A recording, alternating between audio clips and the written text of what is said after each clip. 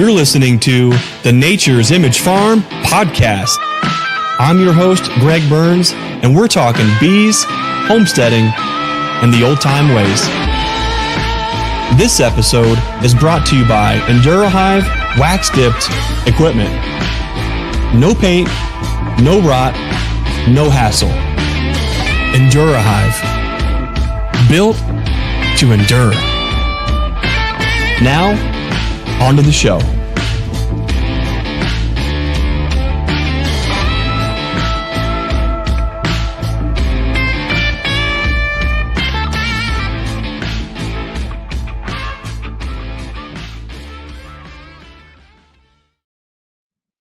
Well, good evening, everyone. Welcome back to another Streamteam Beekeeping Chat. I'm Greg here from Nature's Image Farm. I've got Brian from Castle Hives and our pal Bruce from Bruce's Bees for the Streamteam Chat. And it's so great to have you guys joining with us tonight to talk about bees, being a beekeeper, life, and who knows what. Bruce, Brian, thanks for joining us again tonight. Hope you guys are doing well. Tonight's topic of conversation, spring buildup Q&A. So if you've got questions about spring buildup tips and tricks, any kind of questions, leave them in all capital letters in the comments, and we'll do our best to get to those questions tonight. Before we get going, let's go around the horn and check in. Let's start in the frozen tundra, the northeast of Ohio. Brian from Castle Hives. Brian, what's going on in your neck of the woods? Yeah, well, I tell you what, the excitement is just building. Not much as far as the bees, like right today, past few days, just because we had another system come through. We didn't get hit with the bomb cyclone, but we just had some cold weather. They were predicting that we were going to get 2 to 4 inches of snow. We ended up getting maybe a third of an inch or so. You know, you could still see all the grass coming through. So I was like, yeah, that's a dusting. But it's getting close. Like this Friday and Saturday, we're going to be in the low 50s. And then next week, starting on Thursday, we're going to have a warm up. And for the rest of the 15-day forecast, it's going to be in the 50s. We're going to have a few days in the 60s. Wow. Our low after like next Friday will be 40.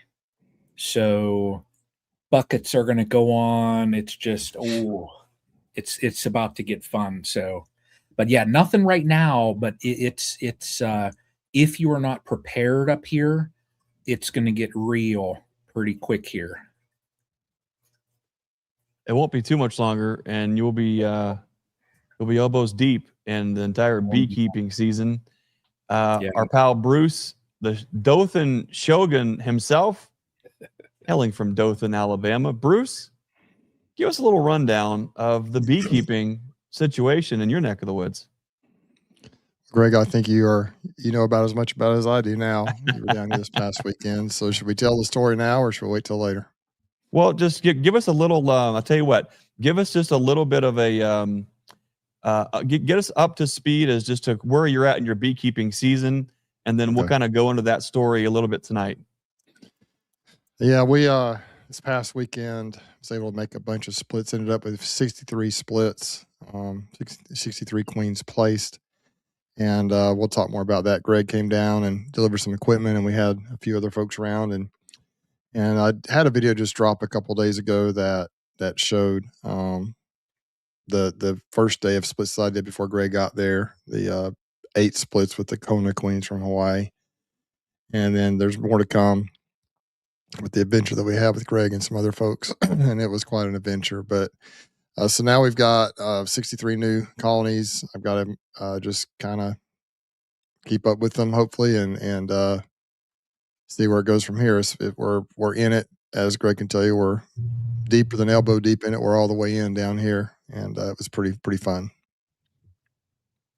Yeah, it was a great time down there. I know we'll get into that tonight. Here locally, we're just barely getting into some flight weather-ish. It was just about barely warm enough today, but we had such high winds that the bees really aren't, they're not out doing much. We did see some bees out flying, but it's not like if it was a nice, still day at 50, 51 degrees, we'd have seen a lot more activity. But I'm reminded of this ridge and how windy it is, taking a walk down there today. And it's just one of those things. But yeah, I'm currently recovering, just mentally and physically, I think a little bit from the trip down to Bruce's place. We'll talk about that, maybe why.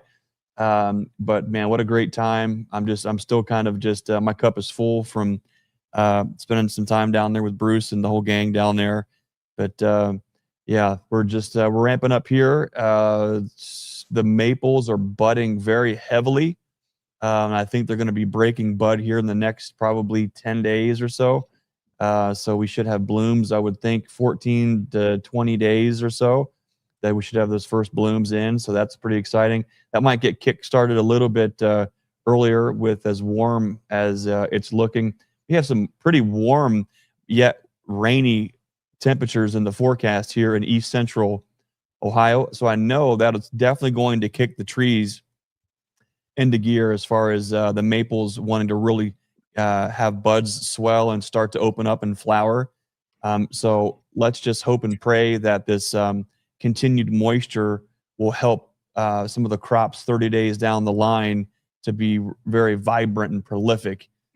So I'd really like to see autumn olive and blackberry and everything else have a lot of ground moisture now to really kick in and have a nice productive crop.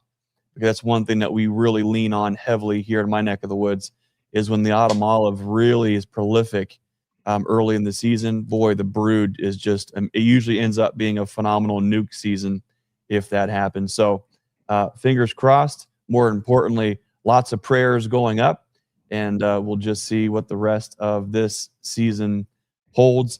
Before we get going too much further, I want to give a special shout out here. Let's see if I can do this, Brian. Let's see. It's kind of like your phone and your computer. As soon as you get used to it, like stuff changes, and I got to find it again. Let's see. Share screen.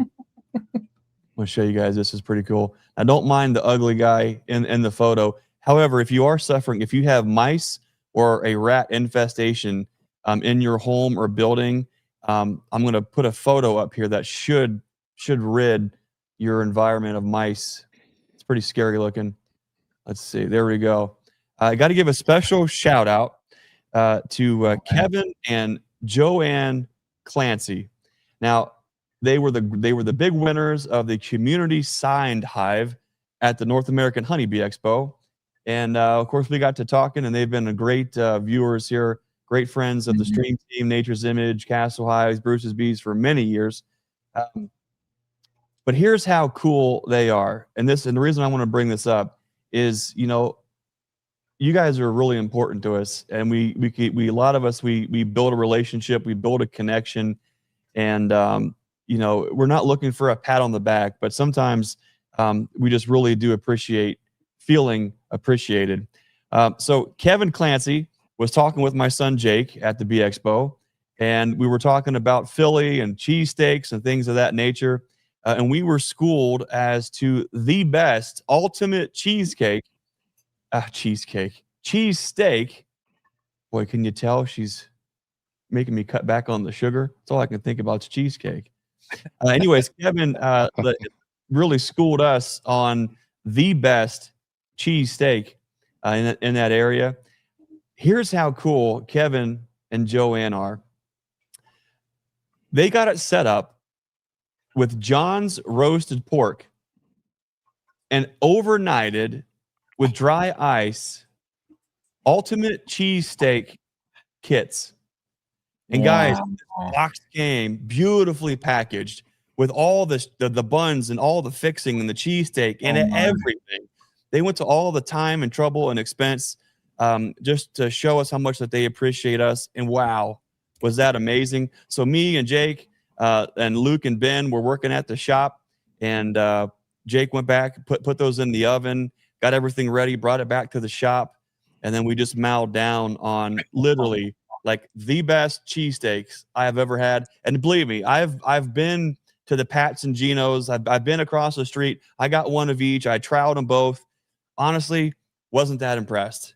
But with the John's Roast Pork Ultimate Cheesesteak, wow, was that nice. So special shout out to Kevin and Joanne Clancy for thinking of us and going through all the aggravation and expense of getting that to us. That was really awesome.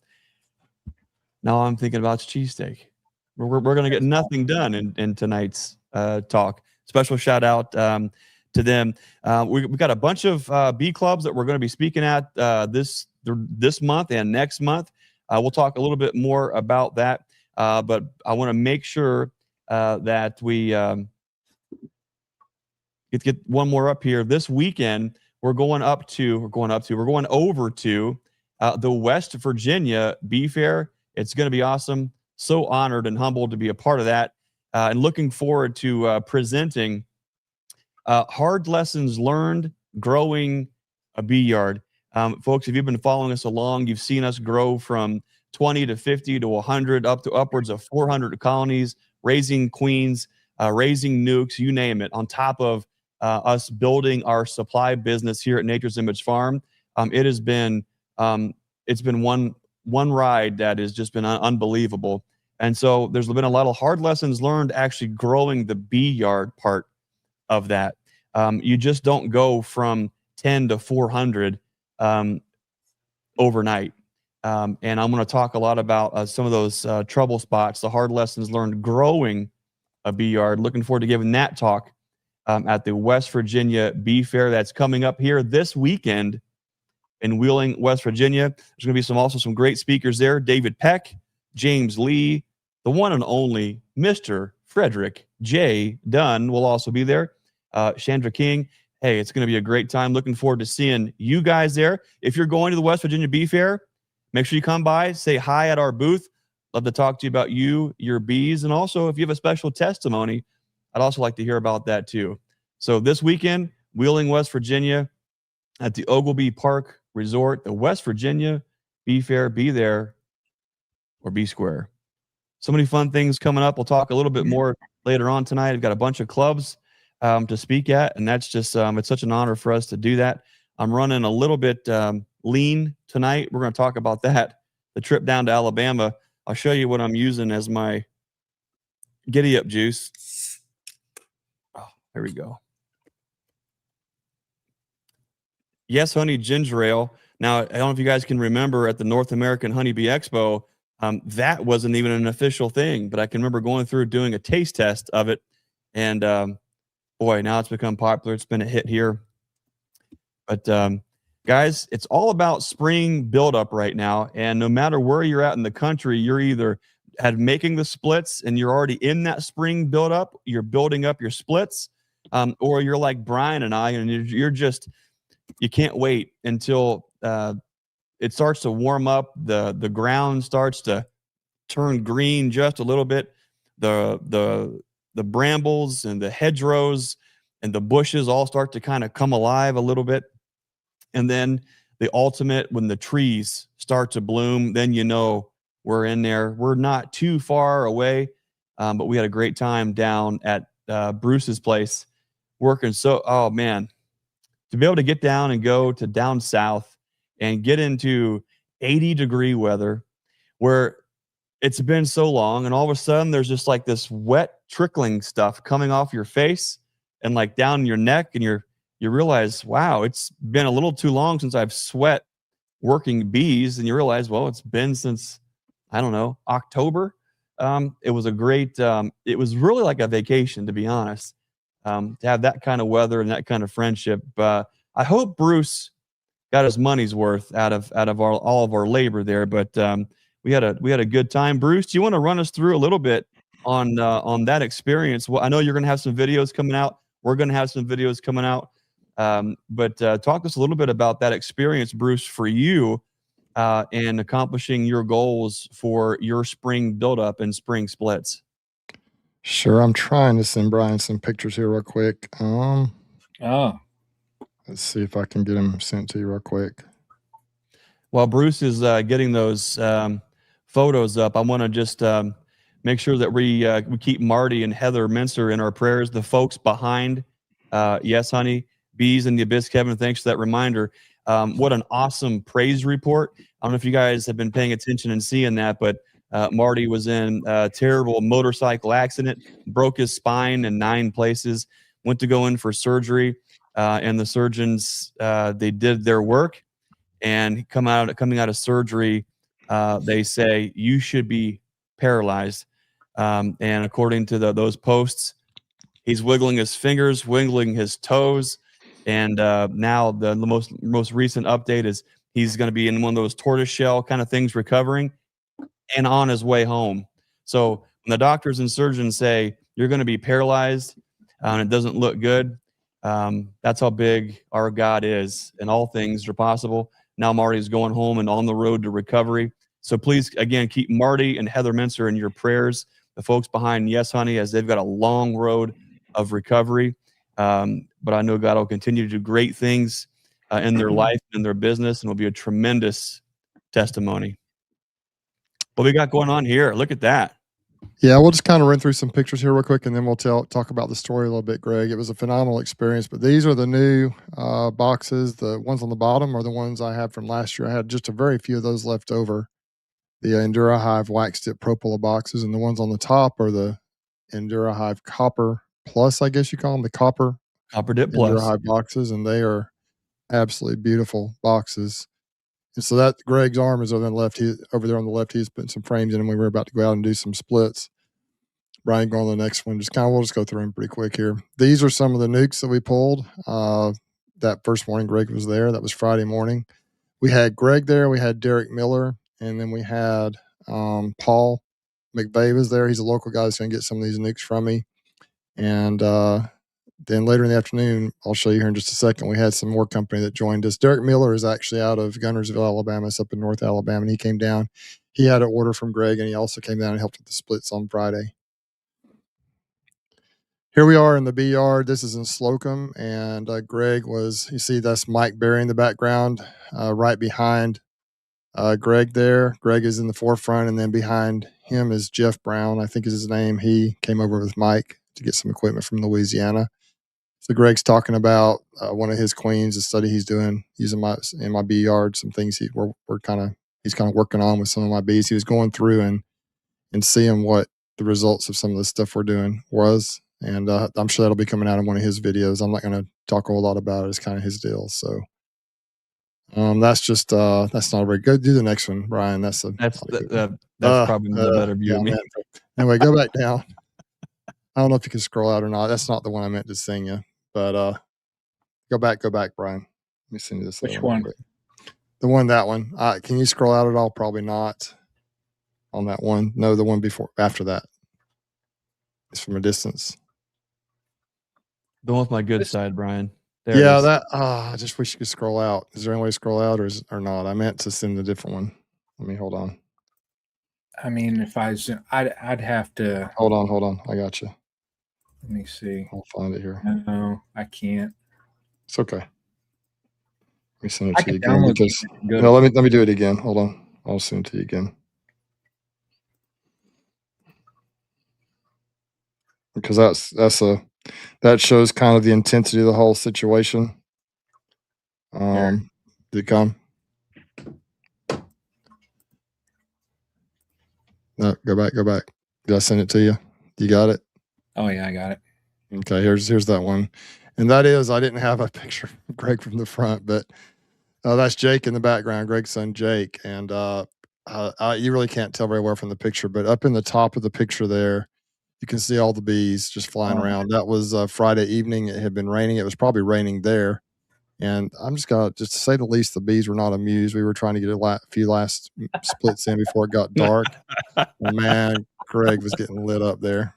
Anyway, we were all getting lit up. We left. Those bees found all the tender bits. That was special. We got out of there shortly after this. This was right at the end. It was almost. The picture does. It's not. The picture doesn't do it just as far as how dark it was. It was getting dark. The video probably will. I hope it really got dark fast. I don't know. It was kind of light and cloudy. Then it started raining, and then light just disappeared. It got dark very fast. And so, yeah, those bees, we had about, I think 17 or 18 splits to do in that yard, and we got through 5 of them. We just said, that's it. We got to go. So we got the rest of them done on Saturday morning. All right. Next, Brian. Oh, man. Which one? Just other direction. There we go. Okay. That's fine. That's good. Yeah, that one right there. This is a hot dog stand. It's called the Wiener Warehouse in Vicksburg, Alabama. We had our crew for Friday afternoon there. We had Derek Miller on the left, then Greg, then Jake, then Mike Berry. Over there on the right is Jeff, right? Jeff Brown was there, and then myself in the front. And Brian Lee was there the night before when Greg delivered the equipment. He got some equipment as well. So those are some great hot dogs. I don't know what you thought about them, Greg. I ate them there 3 days in a row, and you guys had them 2 days in a row. If we were there a third day, we would have ate there 3 days in a row too. They were that those good. Hot dogs are so good at the Wiener Wagon. That's the place. It's kind of between my bee yards, and so I stop there fairly often if I'm rolling through there about lunchtime and grab a couple of dogs there. So it's pretty fun. And one more, Brian. Oh, that one. This is at the end of the day. We filmed a little outro. I'll probably include it, at least part of it, if not all of it, in my video if I ever get the thing done. I got like a ton of clips, so it's going to take me a while to get it edited. But that was after the day was over, right before Greg and Jake were going to leave here in just a little bit from there, and it was just a great time. We had a really good time. But now Brian, you can hop out of there. But kind of tell the story. On Thursday morning, I went over to Midland City, and I had 8 Kona queens. A friend of mine here locally, another beekeeper, he had some extras, and before I knew I was going to be able to get 56 from Zach, I went ahead and got those. He said he had some extras, so I went ahead and told him I'd get those from him. And then Zach came through a week or two later and told me that I could get all the ones I needed from him, and so he had those available. Which I think he was going to have them available anyway, but the question was, could I get them all at the same time? I think so.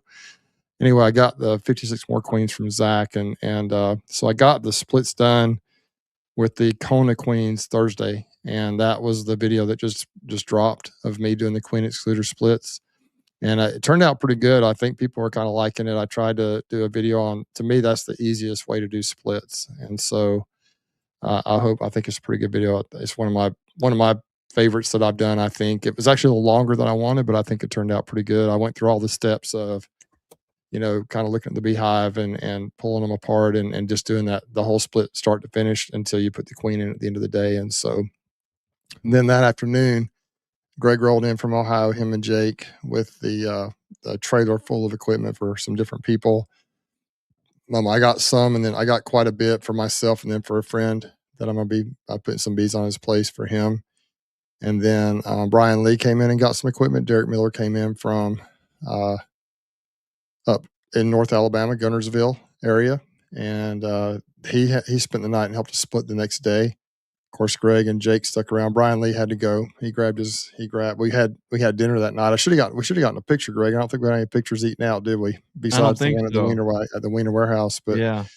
Brian Lee was there. My brother Brian, who helped unload the equipment, was there, and just a good time. And then Saturday morning we woke up and we met at the farm there about 7:30 in the morning, 7:30, 8 o'clock, and we started getting all the equipment ready. And we went out and we made. I had 20 Pro NUCS I bought at the conference at the Bee Expo, and I had 10 more. I didn't realize I had that many that I had just gotten several years ago, and we just ended up breaking out some good, nice NUCS, really nice looking NUCS out of the colonies at the cell tower there in Newton, and then we broke out some more, I think 10 more or so over at Midland City, the hives I didn't split for the Kona queens, and we got those set out, and we took them away. We took the splits actually away from the original location and put them in some different spots.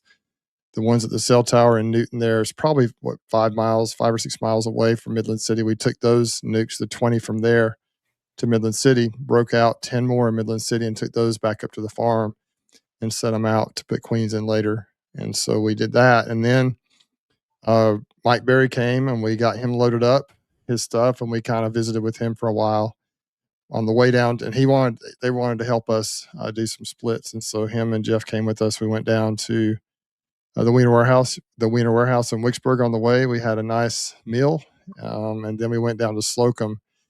And actually, I had forgotten to get the lids, and so Greg, the hot dog place is about halfway between the farm and Slocum.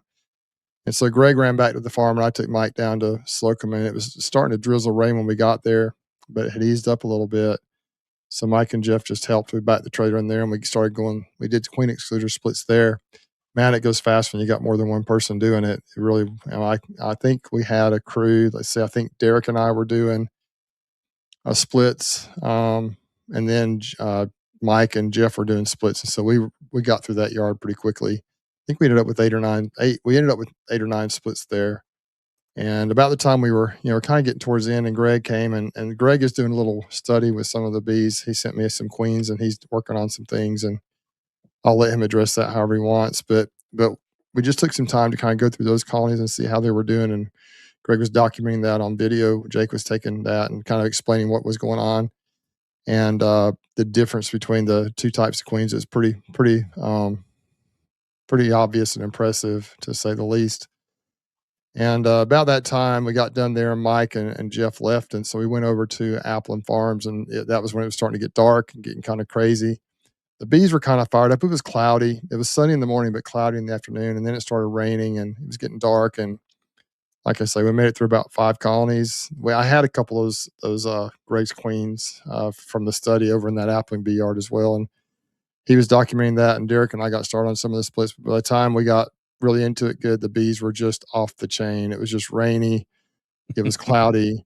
It was dark. It was just not, it was it was the worst time to be in bees. Everything that you shouldn't, that when they tell you don't get in bees if this is going on, we were breaking all the rules, right, Greg? 100%. We were breaking every single rule. And so they were not happy. And they were still a little feisty the next morning. We showed up, they were still mad at us, even though it was sunny out there. It was nice that morning. But so we went out to eat. Just Greg, Jake, and I went out to eat at a restaurant. Had a really nice discussion about some really kind of deep and important things, just not to do with bees necessarily, just some things we trying to figure some things out. Had a great discussion, more of a spiritual discussion. It was really cool. And then Saturday morning, got up and met down there at Appleton Farms, finished pulling those splits, and got the queens dropped in everything before they left. We hit the Wiener warehouse again on the way back through. And then Greg and Jake were on their way, and we just had a phenomenal time. I love the community. Appreciate you coming down, Greg, and bringing the equipment. And as much as anything, just spending a little time working the bees and just talking about bees and life. It's a great time.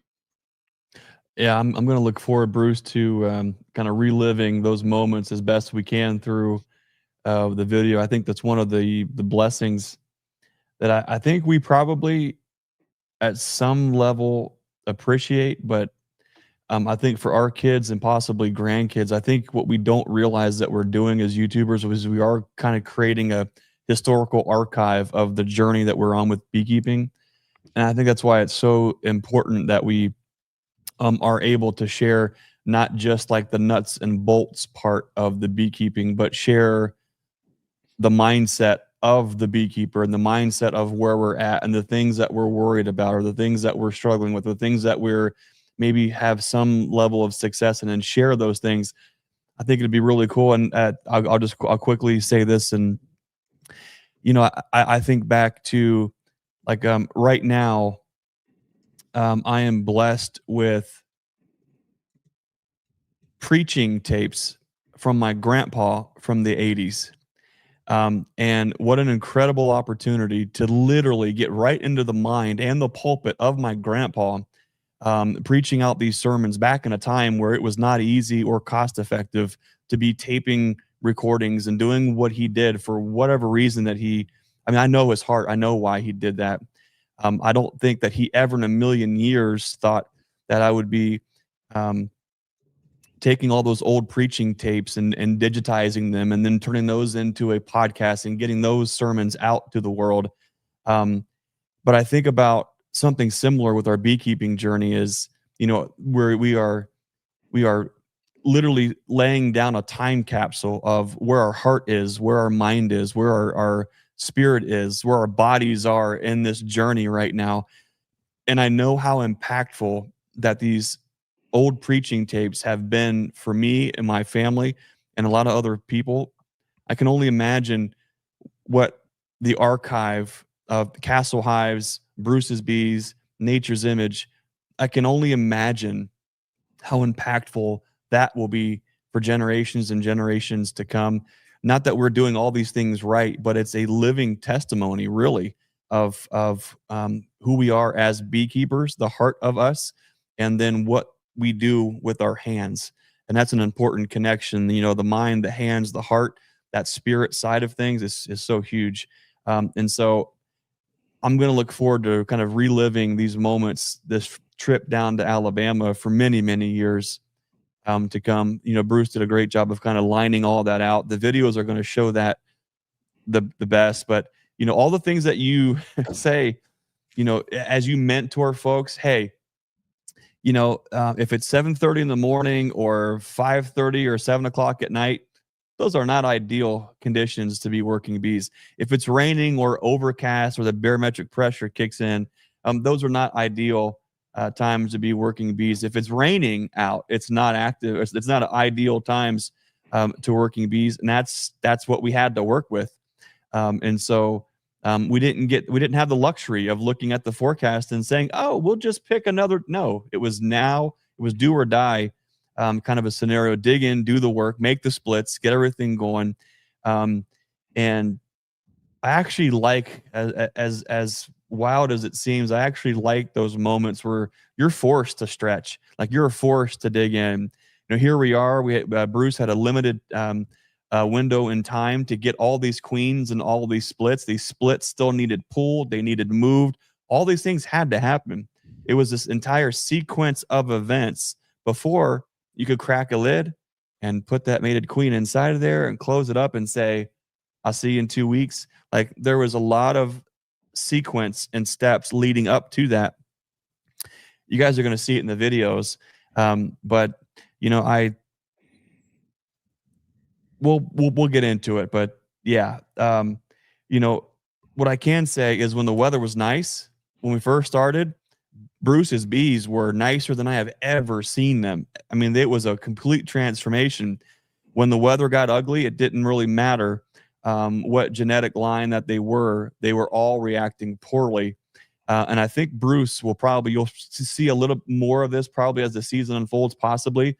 But when that yellow jasmine kicks in, I really think that is one of those high environmental stressors that is just making those bees ill.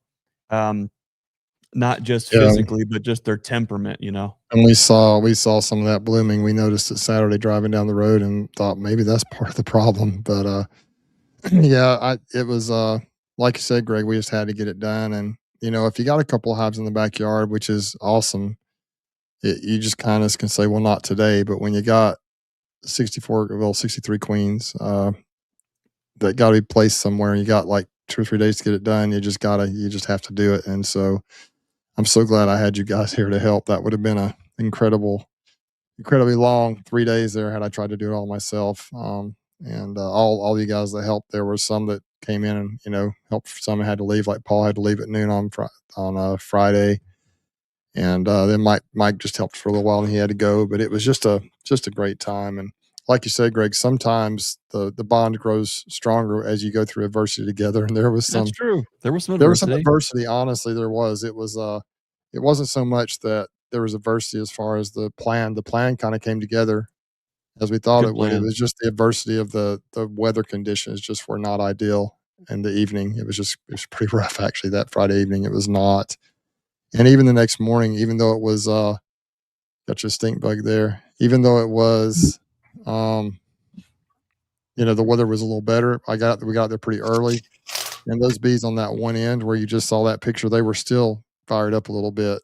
So Greg made a suggestion that was the best suggestion of the day. He said, let's start at the other end. And when we did that and worked our way back, it worked out well. By the time we got back to down to that area, it wasn't too bad. But we started at the other end and the bees were fine. And as we approached the end where they were a little more feisty, they had calmed down some. And later in the day when we placed the queens, they were just as happy as they could be. It was sunny and they weren't feisty at all really then. But boy, that Friday evening, early Saturday morning it's quite the adventure. I personally, you know, I'm looking at my clips that I have. I don't have a real good comprehensive documentation of the whole thing. I just kind of took little clips here and there, so it's probably going to be a little bit disjointed. I know Jake was taking all kinds of video. I hope he's able to put together something that's a little more comprehensive than what I have, but I'm just going to do the best I can. The video I did on the queen excluder splits I thought it was pretty comprehensive. This video is going to be more just kind of disjointed, but hopefully it'll get a little bit of an overview of what all we did. There's some things I wish I would have gotten more video of that I didn't. Yeah, but it's going to be okay. It's going to be all right. And hopefully you can just tell the camaraderie that we had. It was a lot of fun. That's the main thing. Yeah. I mean, I have fun when it's like that, even though it's so stressful, and it still is. I mean, that's something about us beekeepers. Those crazy moments like that, they are actually they can be kind of fun. I just had a absolute blast, and I wish I had you guys down here closer. It would have been, it'd be great to be able to get together a little more often, but it was great. Had a good time. That'd be the only thing that would have made that trip better is if we would have had old Brian down there to put him to work down there, and that there could be one more thing on a checklist of things that he'll say, I never want to do it like that. I never want that many bees. Brian, I must say this. We're thinking about you, Brian. He won't wear shorts.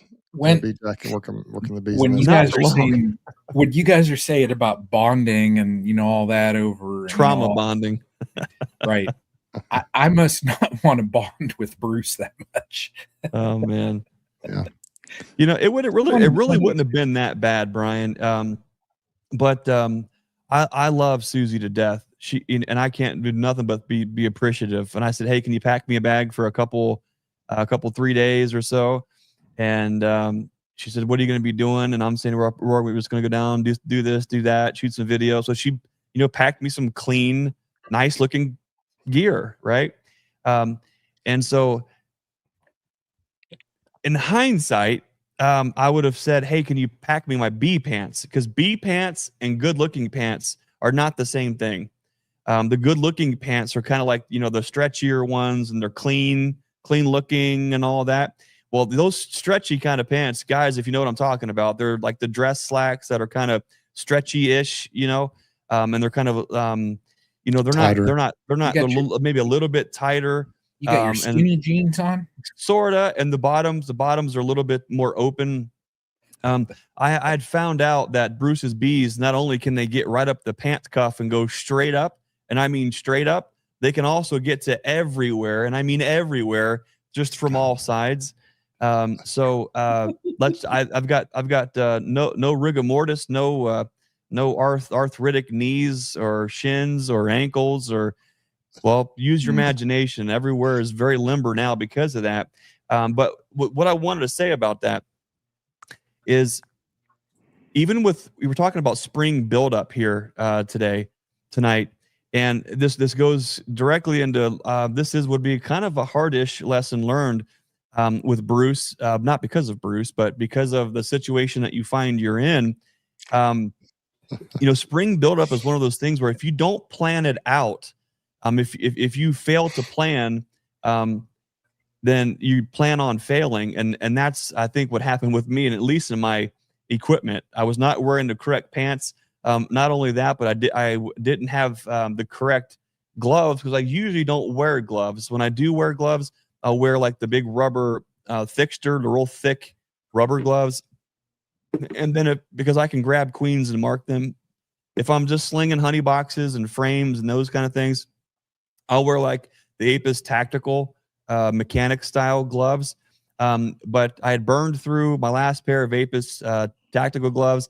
It's not beekeeping season, so I didn't have a fresh box of my thickster rubber gloves. So I'm just throwing stuff together, get down to Bruce's, get going. We were working in 2 trucks, and all of a sudden we're just working in 1 truck.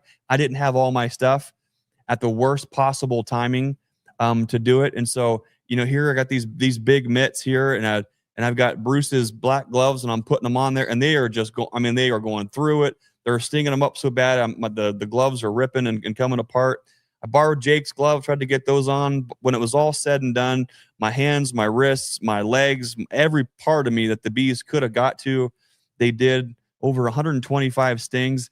And this is why I bring this up, is even in those moments, like I know I'm getting absolutely just meleeed, right?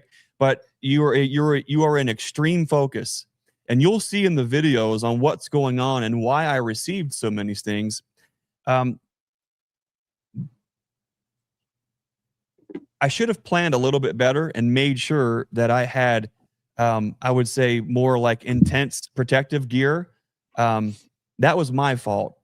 In the future, even in my own yards, when it's raining, when it's the first part of the day, when it's sun up or sundown, when it's raining with barometric pressure changes, or when you're just doing some very intense work, you got to make sure that you've got something to protect yourself. What happened is when you start to get into, like, I saw it with Bruce for a different reason, and then I saw it with me for a very obvious reason. But you get hyper focused on the task in the yard, and that's all you're thinking about is that thing. And so you start to get a little bit of tunnel vision. And so I saw Bruce getting tunnel vision on, we got to get these splits made, we got to get these splits made, we got to get these splits made. And as we're going into the yard, there is just massive clouds everywhere, and it looks like almost looks like sundown at 3:30, 4 o'clock. And then by the time the clouds move away, the sun's gone, and then it just goes dark. And we're still working, trying to get it done. And then the bees at some point say, no, there is no way. They just start acting very, very poorly. But Bruce was in a tunnel vision to get that done. But I'm also developing a tunnel vision, not necessarily because of the mission, but because of the number of stings that I was actually getting. You become hyper focused. And all I'm thinking about is Bruce is popping the top box, pulling the excluder off. I'm grabbing the bottom box, all of those bees, and then running those across the yard and putting those on new spots. And when I'm doing all of that bottom work, that's where so many of the bees are going right up my gloves, right up my pants. And as you're working, you're just getting, it's 3 stings, 5 stings. You just move. But you got to be careful, and you got to be way smarter than I was. I know on the second day there, when we're going to get into hopping Bruce's truck there, and you will eventually start to learn your own body and how your body reacts to that many stings. I got in Bruce's truck and I said, if you remember, Bruce, I said, Bruce, I think I'm getting a little sting sick. And you're like, what? And I said, I'm starting to get nauseous and I'm starting to feel it. And so my demeanor probably changed for the rest of that afternoon, to where there was very little conversation, very little focus, because it was intense brain fog, where I'm having a hard time thinking clearly. I ate a banana, was drinking some Gatorades, and just kind of rebounding from all of that. For me, when I get 100 stings, I know what 100 stings feels like, and that's what it was. And so I was sure I had at least 100. You got to be really careful when you're doing that. Because if you're operating alone, or you're in a separate out yard or things like that, that could progress and get even worse, and you're behind the wheel.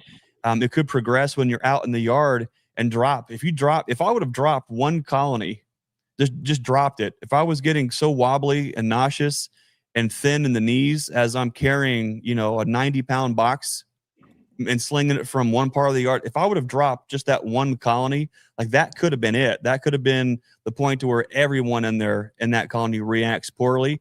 This would have been a little different conversation. But be mindful of those kind of things. Get prepared ahead of time. Make sure you've got the gear that you need, but also be mindful. One of the first telltale signs for me is that tunnel vision. That tunnel vision starts to creep in, and all you're thinking about is move the box, move the box, move the box, move the box, and you don't see anything else around you. If you would have booby-trapped yourself with a box here and a lid there and a bucket there as you're going to and fro, there's so many chances and opportunities for you to booby-trap yourself to make that situation even worse, and you're not seeing it because of that intense tunnel vision. I could spend all night talking about that, but be careful. Make sure you've got some protective gear, and don't set yourself up for failure. That was a good time, Bruce. Trauma bonding. Sounds like it. Roy says Greg isn't a great spokesman if Bruce wants to sell bees. That's funny. I mean, once again, and I've got some sound here of that evening when it was at the worst, right before we left. Now remember, we are talking about the worst of the time. Oh, it wasn't like this the whole time. Even no. Greg, you mentioned you got a little bit. I mean, I didn't notice that once the bees kind of once the day progressed on Saturday and the bees calmed down, you were fine. You were plenty sharp. You know, you placed most of the queens and it went just fine. But boy, there for for a little while that morning, you were a little bit wobbly on your legs. I think it was more from the night before than it was from that morning because they weren't too bad. They were at first Friday. Once the sun came up and everything got warm and nice, they calmed down dramatically, and it 100%. wasn't near the same. Here's just what it sounded like. You can hear me talking here a little bit. This is a short little clip I did right at the end when we were about ready to end. If you can hear it. It's raining out here. It's about 5:30 or 5:35. It's getting kind of dark. It's kind of eerie. The bees are getting fed up with us. And we're going to keep plugging along a little bit longer. We might be about done. We need 13 more to get the total where we need to be. Does that bring back some memories, Greg? Yeah, it sure does. Tom Nolan's probably right. It was probably just the starch in my skinny jeans. Skinny jeans for a 2XL husky lad. That is a sight not fit for anyone to see. And just for those who excuse me. Just for those who are wondering about this, we're talking about these bees, and for those who don't know my history, my bees have a reputation in the past of being pretty crazy and wild, and I have worked pretty hard to get them calmed down, and so this is not the best advertisement for. Well, actually, I think it is, Bruce. I think it is a good advertisement for your bees because I think we probably even said it in the videos when the regular and this is important for everybody, no matter the genetic type or where you're at in the country, there are environmental factors that are at play that change very quickly. That's the beauty of the bees is how quick they respond to their environment. Bruce has, to my knowledge right now, at a minimum of 1, 2, at least 3 lines of bees at his place, and nearly all of them were acting the same, right? When the weather was nicer, they were beautiful. A matter of fact, you'll see us start this video documentary of this experience. You'll see me starting the work out with no gloves on, like at all, pulling splits. As the day progressed and those clouds moved in, everything changed and the bees started getting more chippy. And then when the rain came, what folks don't understand is, please don't misunderstand my experience with Bruce's bees. You have to realize that we are starting at 7:30 in the morning working bees, and we're working until dark, number one. Number two, it's during high barometric pressure with storm clouds all over the place, lightning off in the horizons. During a lot of this time, it's actively raining while we're working these bees. On top of that, there's yellow jasmine blooming. So absolutely every worst case scenario that there was to be working bees for poor attitude, it was there. That was what was going on. And we saw that across different lines of bees. So it's not just Bruce's feral tree bees that are just out for a Yankee, although they could have been. Our bees, even here at our own place, there's what we call the witching hour. And the witching hour for sure usually starts right about 4 o'clock to 4:30 and on in the evenings. When the sun just goes past the tree edges, the bees change. It happens in the morning too, from 7:30 until 9:30 in the morning. The bees aren't real happy to see you and they act poorly. Same thing happens at the end of the day.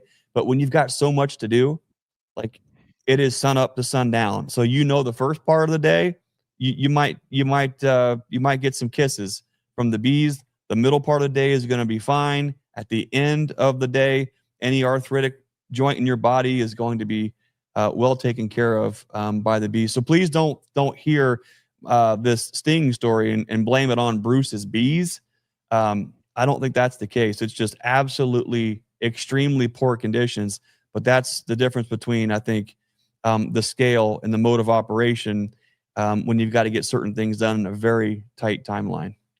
I'm very acutely aware of the attitude. And so, I mean, we'll see if they continue to be, we're going to watch them and hope you guys will see the videos coming out to see how they are. But anytime you're breaking bees apart, this time of the year, for some reason, even when it is nice down here, they're a little bit feisty as well. Because I don't know, maybe it is the yellow jasmine going on this time of the year. Something about February, March here, even though the bees are booming, they look beautiful. And sometimes there's even some sort of a flow coming in. They just I think most people in this area will tell you that they just tend to be a little bit feisty, no matter if they're local bees or bees you bring in, or just whatever they are, you bring in queens from outside. They just, for some reason, this time of the year.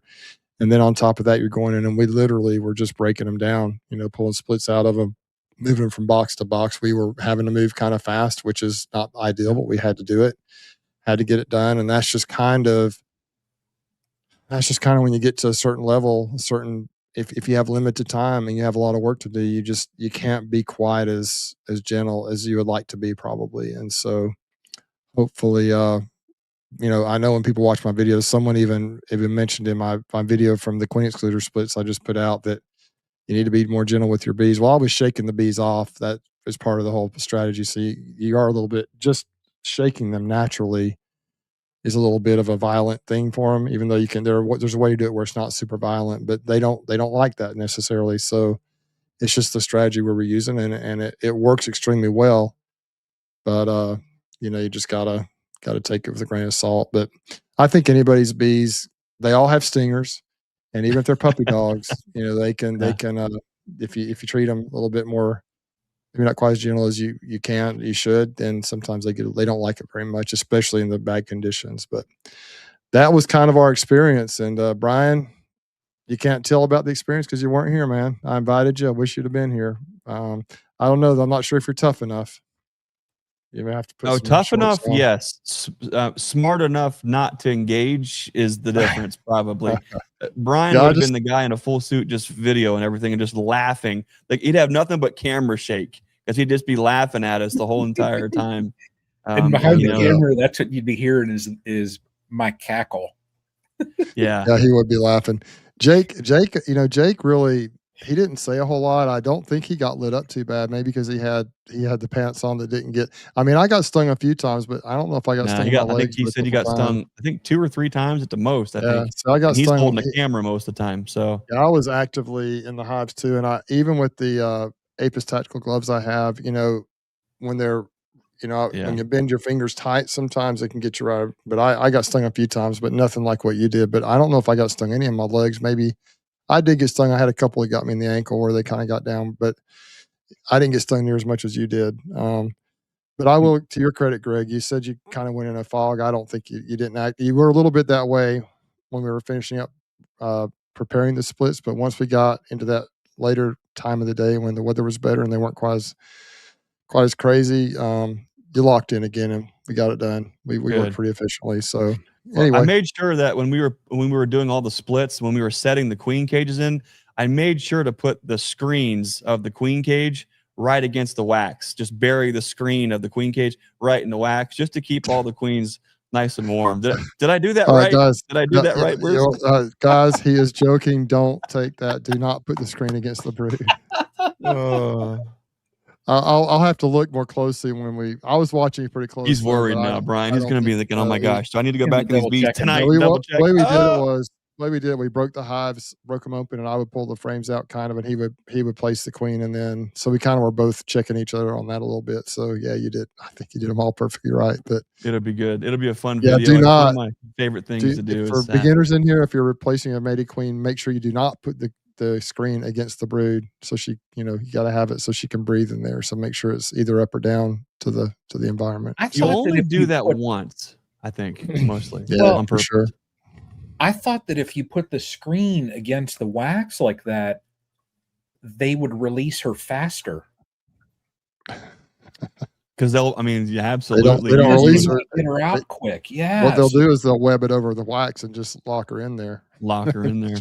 See, sometimes though, when folks are putting those cages in, the cage will roll on them. It'll roll, and then the screen will go into the wax there. But yeah. Anyway, guys, let's talk a little bit about spring buildup. Some tips and tricks. Bruce, we'll start with you because you're already into the consequences of your actions for the first part of spring. But can you talk to us a little bit, Bruce, about what are some of the main things that you did in your apiary to help your spring build up, so you were at this point to where you had healthy colonies to pull splits from? Well, I think here in the South, it is a little different. We have the bees never completely breed back here, so you kind of can stimulate them a little bit easier here. I will say I think one big part of this is the variety of bees that you have, the breed of bees that you have. They can brood up faster. Mine are mostly Italian Cordovans or just Italian type bees. I do have some others in there. Greg, yours have some Caucasian influence, I think, and those are Caucasians you sent me, right? Or were they more the Italian type queens that you sent me? Carney, yeah, a little Carney, heavier okay, in the Carneys. carnies, yeah. And then the local bees here, they do brood up, but I think they're a little bit darker bee. If I still have some of those genetics left, which I'm sure I do, they're a little bit of a darker bee. So that is a big indicator. Like Russians will brood way back in the wintertime, even down here. And so they don't build up as quickly this time of the year. Now they'll explode when the time comes. Carnies are the same way, Caucasians the same way. So that's the first thing. Mine build up quickly. Number one, I think the biggest reason probably is because of the race of bees that they are, the variety of bees that I have.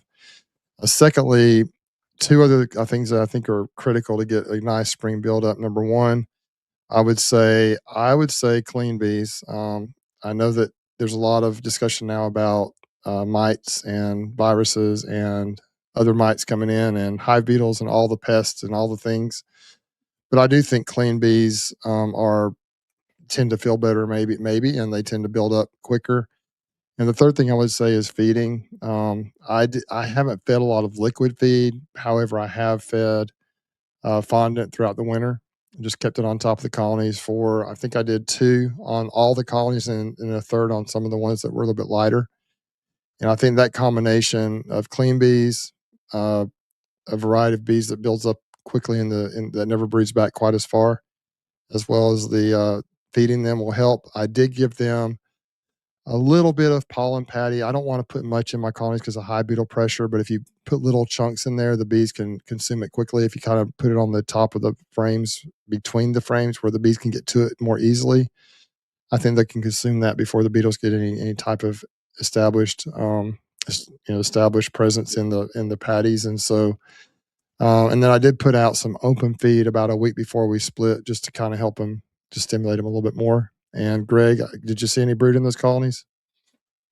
Boy, there was did a lot of brood, and so they were absolutely ready to explode. Had they stayed in there another couple of weeks, I think I'd have been dealing with swarming issues about right now, or in the next couple of weeks, 2 to 3 weeks. I think there have been a lot of them in the trees, but that's, I think, once again, variety of bees, clean bees, and proper nutrition. It's kind of what Kamen talks about, the great queens, dead mites, and proper nutrition, I think, are 3 key indicators to try and build them up. And you can stimulate bees even when they don't want to be stimulated if you just feed them, particularly liquid food and pollen.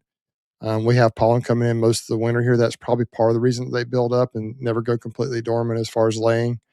But the other reason is because if you can stimulate with pollen and with liquid feed, they'll start laying as long as it's not super cold. And here we don't have very many long lasting super cold snaps. So that's how and I intentionally tried to build them up because I have access to these early queens. And so I can make these early splits, and even these splits, hopefully I'll be able to get honey off of quite a few of these splits, hopefully, and I get my numbers where I need them to be. Yeah, those are great points there. If you don't have healthy bees, any incoming food or food you give them, they're not going to be able to utilize. If you have genetics that are a little bit slower and waiting on natural forage to kick in, it's going to be hard to get them moving forward with supplements. It might be a little hard to get them to do anything if they're not healthy. So it seems to me as health is the number one thing to focus on, and then feeding, and then genetic attributes, maybe something else to consider too. I can tell you that your bees looked phenomenal, not just in the brood, but also I would say almost even more importantly was food storage, because if there was no food storage in those colonies, they wouldn't be in a position to be able to be moving so far ahead with brood. So they had food storage, they had a lot of pollen, they had a lot of brood. We'll talk a lot more later about the differences between some of the colonies that had 1 to 2 frames of brood versus 8 to 10 frames of brood.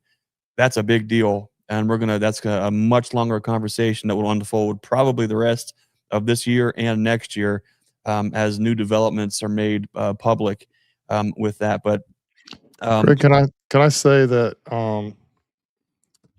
some of the pollen packed. The pollen mosaics in some of those frames were just beautiful, weren't they? Oh, 3 or 4 man. types of pollen, just like from bright yellow to red to Yeah. gray to green.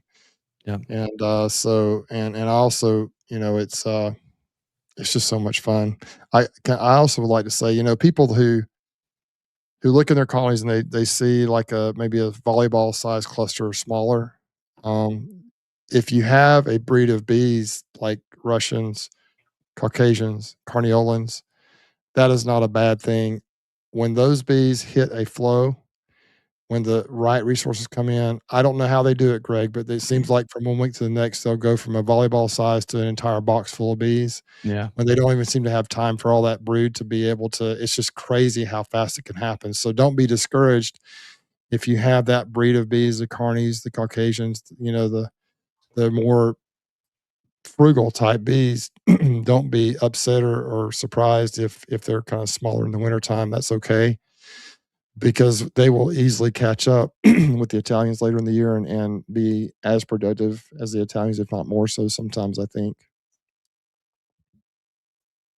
Yeah, for sure. Good observation between the different genetic types. And, Mm. you hear, some of us talk about Caucasians or Carnies or complaining about VSH or complaining about Saskatraz or not really complaining, but having mixed results. And I think what's important to consider is really focusing on the right bee, not just for your area, but the right bee for you. What are your goals with your bees is going to largely dictate which genetic lines that you're working with. I can't tell you how many phone calls that we get where folks want a rundown on specific attributes of the Caucasian that's in our bees, or the Carniolan that's in our bees, or the New World Carney that's in our bees, or the Italian, and they want a features, benefits, pros, and cons list for them. And they're a brand new beginning beekeeper. And I just boil it down and say this, if you're just getting started, put all this time, effort, and energy into keeping your bees alive. Because yes, there are differences between these different breeds of bees, but there is not enough difference between those lines as going to make or break you keeping your bees alive. You'll start to see which ones brood up earlier, which ones are a little bit more conservative, which ones maybe are a little bit more docile on the temperament, which ones make more propolis, maybe which ones make more honey. But by and large, the ability of them to overwinter has very little to do with the genetic type, has more to do with the beekeeper, the health of the bees. So put that time and the effort into keeping your bees alive. And as you start to see and know, until you know your bees and say, my bees do this consecutively, consistently for 3 or 4 years, at that point, start to make little micro adjustments. Because if you're constantly just cranking the wheel here and throwing levers here and changing things here, you're never going to fully understand what the bees can do under all of the different circumstances that they can be within. You think about this for a second. Bruce, Brian, myself, let's just say, to keep the math easy, that we have all been keeping bees, let's just say, for 10 years. Do you guys realize what something really takes to be a master at anything? Like overall, in overall trades, to be a master, you're considered to have at least 1,000 repetitions of something. Okay. And other fields of business that we do, we are no problem. Definitely masters there. But when it comes to beekeeping, there is no diploma or piece of paper that will justify you as a beekeeper or credential you enough to say that you are actually a master at beekeeping. In our scenario right now, guys, there is only 10 winter scenarios each to overwinter bees. 10 opportunities to figure out if it's working good, if it's not working good. That is just an overwinter approach. That has nothing to do with genetic type. That has nothing to do with box configuration. That has nothing to do with weather pattern changes. So think about that. Even if we extrapolate from there and we say all of our combinedness is 30 different approaches, the weather is still wildly different between the three of us. But let's give ourselves even more credit that we don't deserve. And let's say Bruce is overwintering 100 colonies and Brian is overwintering 100 colonies and I'm overwintering 100 colonies. You're still mostly doing that all the same. You're not doing 100 of those so completely different that in 10 years, you're going to have 1,000 repetitions and say, I'm a master at doing this. The reason I say all this is the more we learn, the less we actually know about any of this. So don't get too proud of yourself, but be very open-minded. Look for that feedback and try to create some consistent results, the best that you can, before you start just wildly tearing things open and saying, I'm switching to this kind of thing, or I'm only going to do this, or I'm going, because you will find yourself constantly doing this over and over and over again and never actually get to the baseline of your beekeeping. And when you focus in and kind of get this baseline realized, that is really when you start to see growth with your beekeeping operation and your ability. I'm going to be rant over on that one for the moment. Brian, talk to us about Northeast Ohio, Castle Hives, beekeeping, hashtag Brian 30, hashtag Brian 50. Brian, what are some spring buildup tips and tricks that you have found that really does make a difference on your ability of your bees to perform coming out of the spring? I'll show you what I did. So this would have been on the 17th, so 8 days ago, right there. Feed, okay. So what Bruce was touching on there, I learned several years ago, and it was from a conversation that Ian was on Inside the Hive TV with Humberto. And they were just talking about the availability of resources with colonies and building up and, you know, just providing for your colony where there's times that they cannot forage. And ever since I started doing that, and now it's timing, like I try and time it out so that I'm 3 or so weeks before the maples and all that start. Just so that, you know, right now we're going to have warming weather. It's, you know, within a few, well, Friday and Saturday, we're going to be low 50s. And then starting next Thursday, we're going to be 50s and then even have some days in 60s. So they're going to be out trying to find anything that they can to provide for the colony. And we all know that after the solstice, well, what happens is Queen Mama, you know, she wants to lay, you know, at least the number of eggs that she lays that increases because they want to build up. Well, this part of the country, the weather isn't always the best in the springtime. So I've learned that move right there, by providing them an internal source, it doesn't, it helps the colony so that they don't stall, so to say. Because if we get periods where there's, I mean, a week of rain and they cannot go out and forage and there's no incoming resources into that colony, well, they're not going to brood up as much. They're just going to stall. So I have found by doing that right there, and it's just small bits. Now, could I have probably put more pollen in, you know, pollen patty in than what I did? Yes, because there's no small hive beetle pressure up here right now at all. But it's still early, so I didn't want to like overload them. I mean, you see I've got 2 things of fondant in there. The one is practically gone. So I probably could have just, you know, taken that out. But the bees, when I went over there that day and were cracking the tops and doing that, they lit me up pretty good also on my wrist. So same thing. They were just not happy. It, you know, we had heavy winds and things like that. Our like late winter here, we have had more winds and just weather patterns come through than I can remember. So they were hitting me a little bit, but I did that right there. I put that pollen on them. What I plan on doing also is I focus on the weather. And next Thursday, it is supposed to be, oh, let me look. I had the site pulled up here. Next Thursday, let me see here. I'm going to pull it up. And I'm going to go with 61. Yep.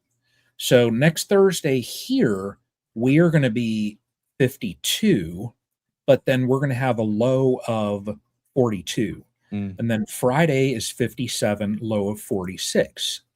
So we're going to hit a point. Like if I'm looking at March right now, you know, we've got 55, 54. Then we have 63, 64, 62, 56. So as soon as I can drop that, oh yeah, Bruce, I was doing the same thing. As soon as I can throw those buckets on, literally next Thursday, it's going to happen. I don't want there to be any stall in that nutrition. I want my colonies to be able to continue to grow. They're a little larger than what I have had in the past. And like Bruce was saying, it just depends on some types of bees. Like I predominantly in the last few years had some Caucasians. But last year when I got the packages, I did not requeen any of them. I wanted them to grow. I didn't want to have any stalls or anything like that. Any time period where there was no eggs being laid. So I accomplished what I wanted. They're a little larger than what I've had. So I'll just feed a little bit more, you know, and that's the big move that I have learned is providing for them when right now Mother Nature is not providing a single thing. You know, you're going to go out and I've seen how many pictures chicken feed pollen.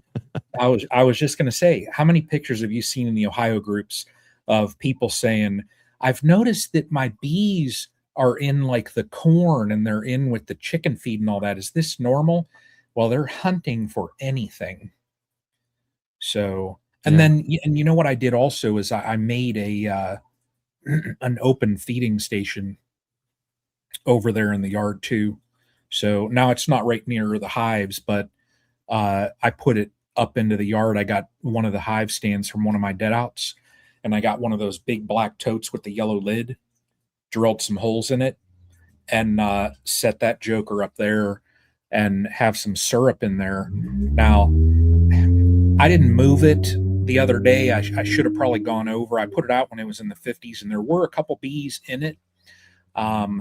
I was thinking on going back over and just putting it in the garage and then moving it back out. And I'm like, you know what? I'm not even going to bother with it because they're not going to be flying anyways. Yeah. So, and it's that thicker Hive Alive syrup that they offer in those like 2.5 gallon, you know, totes. So I probably got 15 gallons or so in that thing. So, but yeah, it's just that nutrition that I have found is so key. And since I started supplementing my colonies, I've noticed that others around, like right directly around my area, and I'm not talking about like Southern Ohio or wherever, just because, you know, they're 2.5, 3 hours away from here. But right around in my area, I'll typically get like an extra brood cycle. It's like an extra 3 weeks out of it, just by providing them these resources. So it helps. I mean, since I've adopted this practice, it has been a huge help in my yard. Yeah, I think that's a big thing. It seems like that's the reoccurring theme no matter where you're at, is if you can get the nutrition squared away as early as you can. Oh yeah. It definitely significantly helps that march forward.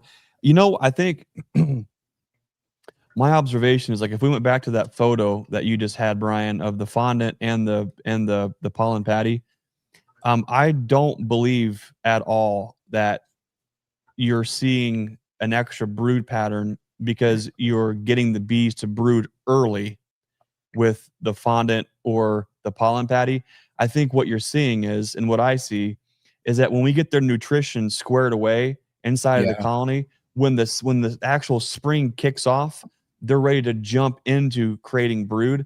Whereas if we wait and don't do this and don't get this part right, and we're waiting on those nutritional opportunities to come in solely on plant forage, there's a time gap where when we say, okay, now the spring, there's the first little maybe little sneakings of willow or a dandelion or maple, when that kicks in, now the bees, they start to accumulate enough of that, and then they say, okay, go, and then they launch off, right? But I think if you're able to get them this nutrition, you're starting a little bit earlier, getting the nutrition right, that when the spring actually hits with that forage, they say go, right? Yeah. It's not creating early premature brood.